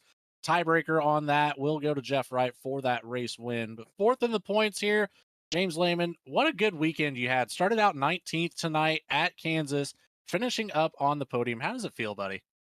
It feels good, especially tonight was a very hard race. I screwed it up in qualifying for sure. Had to start in the back and work my way up to the front. So coming back from 19th to third place, I think is a win in my book. Well, you can never be too unhappy when you're the hardest charger in the race by 6 positions. The next one being Bryce Shoemaker with just 10 up to the 11th position. But, walk me through the drive through the field. You obviously had to pass quite a few cars. You were up at the front for a while. You fell back to the middle of the pack. Then you came back in. You had some contact. You got a little squirrely more than a couple times, but overall held it together here for P3. What was it like? It definitely was difficult.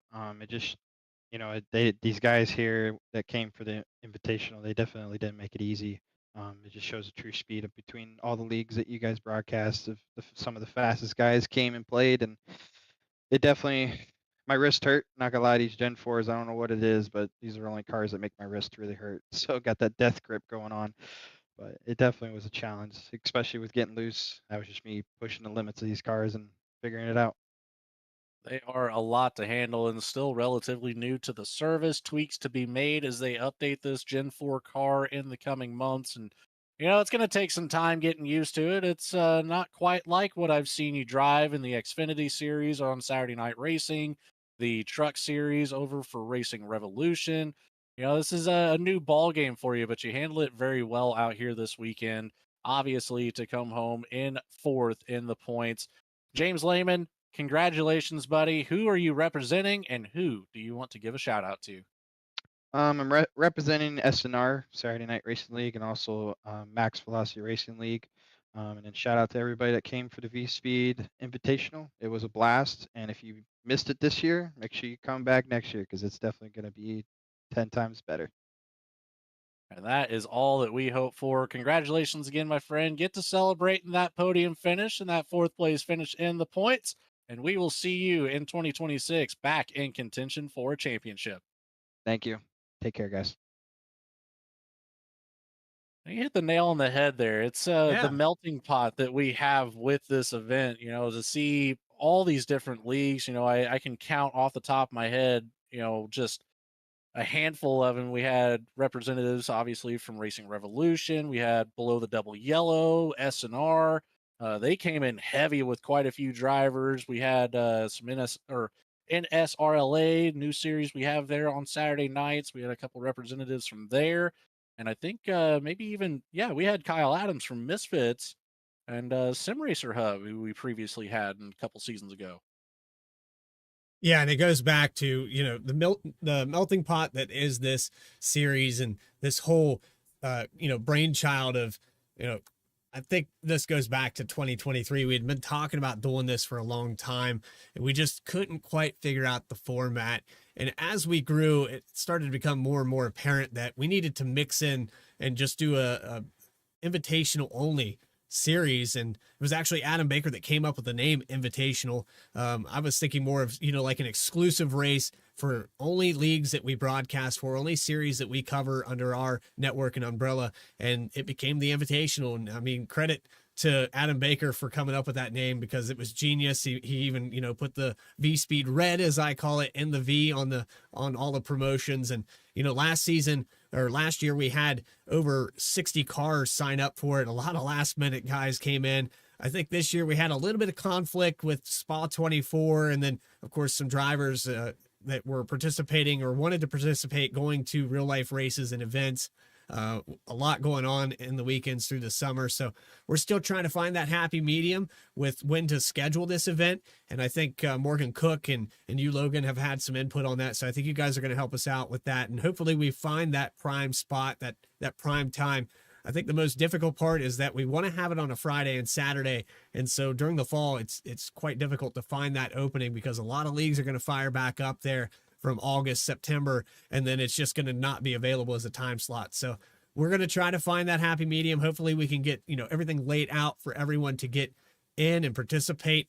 We do appreciate everyone that made it this season. And unfortunately we had to narrow it down to one split, but would love to go back to that tournament style with 2 splits on Friday night and see where these guys, stack up on the chips. And maybe we can come up with something even to split off from that, where we have an iRating cap. We'll see how it all works out. But right now, your champion, Keith Maiato, taking home the second ever 2025 VSPEED Invitational champion, number 36 car. I think he sounded a little surprised when we talked to him there. He was like, man, if it just would have been 2 or 3 positions that I missed there on that restart, you'd be talking to somebody else. But he finds his way there with consistency. And like I said, no wins there, but it's good enough. Sometimes you can just pull that Mark Martin to a championship. And that's all you need to do to come home with it. And just a perfectly executed weekend to put himself in this position. Obviously, a little bit of assistance where you don't have to, technically qualify in or not get eliminated to go on to the second round. But it kind of made the whole event a little bit more interesting, using it that way rather than the gladiator ring, of which round 1 was last year. But Bradley, before we get out of here, what do you say? We've given a lot of praise to Adam Baker. What do you say we get a quick word with the man that makes the plan behind all of this? And of course, one more word with Chris Rood. Let's hear from our main sponsor, Walking and Rolling Costumes, one more time before we get out of here tonight. Yeah, first and foremost, we want to pull Adam Baker up here. Adam Bacon, yeah, as you're called on Discord. But Adam, you put a lot of time into this. I know that I always kind of put things on your shelf when you don't quite need it. You got a busy life. But then I say, well, hey, let's try this. Let's do this. And you always come through for us. It's been another successful season here in the VSPEED Invitational. And I think you have a couple of other things you'd like to talk about there with Walking and Rolling. But first off, congratulations, man. We've done it. I think we are officially kind of hitting those milestones as a broadcasting company, and we do have you to thank for that. Yeah, and I mean it's really all you guys. You put in so much, hard work, and you've really leveled up what VSPEED has become. And I'm so appreciative of everything you guys do. And I like to help and do events like this and help in any way I can still. And I wanted to go out there and win the race tonight too, and put VSPEED in victory lane. But we did get Keith in victory lane here tonight, which is pretty cool. And really awesome to have Walking and Rolling Costumes as the charity that we're raising money for in this one. And they have such an amazing cause there. And it'll be up over $300 based on what I can see raised so far. And so that's really just amazing that the drivers have come out and given donations. And we got a bunch of subscribers and memberships and things like that. We're pushing the money straight to Walking and Rolling. So if you're still out there, still want to donate, I think the link's up on the screen potentially, and would appreciate that. And it's all the fans that come out every race, every day of the week that make this possible for us. And I want to give a big thanks to all of them. Well, we have the guy back up here that's running it out of Tennessee. It's Chris Rood here. And Chris, I heard those totals. I didn't expect it to double in the time that we last talked there from the start of this race, but there you go. I mean, you invested in us back when we were limited on sponsorships. You helped us out there with the first Invitational, and we turn around and double it, give it to the next guy. That's how we do it, I guess, here at VSPEED. We appreciate you being a part of this. Oh, Thanks. It's a privilege. I mean, I really appreciate what all you guys are doing as well, and to have easily saying, "Hey, we covered the cost of a costume being built with the funds that came in." So you can take that and say, "Hey, VSpeed covered a costume for someone." So really excited about that and what you guys have done, and I can't thank you enough. And I know Lon and Reese, think the same thing. So they're very thankful for events like this and reaching out. Really, it comes down to we're a creative group. We're creating costumes, coming up with ideas, and even creative ways of finding ways of reaching out and letting people know about what we do and having you guys in response turn around and do events like this that come back and directly support us with funding. So we really appreciate it. Well, we also appreciate you guys. Like I said, it's been a long-term relationship, and my wife would probably tell me I'm horrible at these. So I guess you guys have found the soft side of me, and it seems like when we get into things like this, it's difficult to always keep the momentum, right? We try to keep the momentum up with the Invitational. We talk about other events and series, and there's always so much going on. It's kind of easy to get caught up in the world and in life, but when you boil it back down to what's actually important, right? And it's giving and caring for those that maybe have unfortunate circumstances, and that's probably the most important thing. It kind of humbles all of us here when you try to bring it back to the humanity of the thing.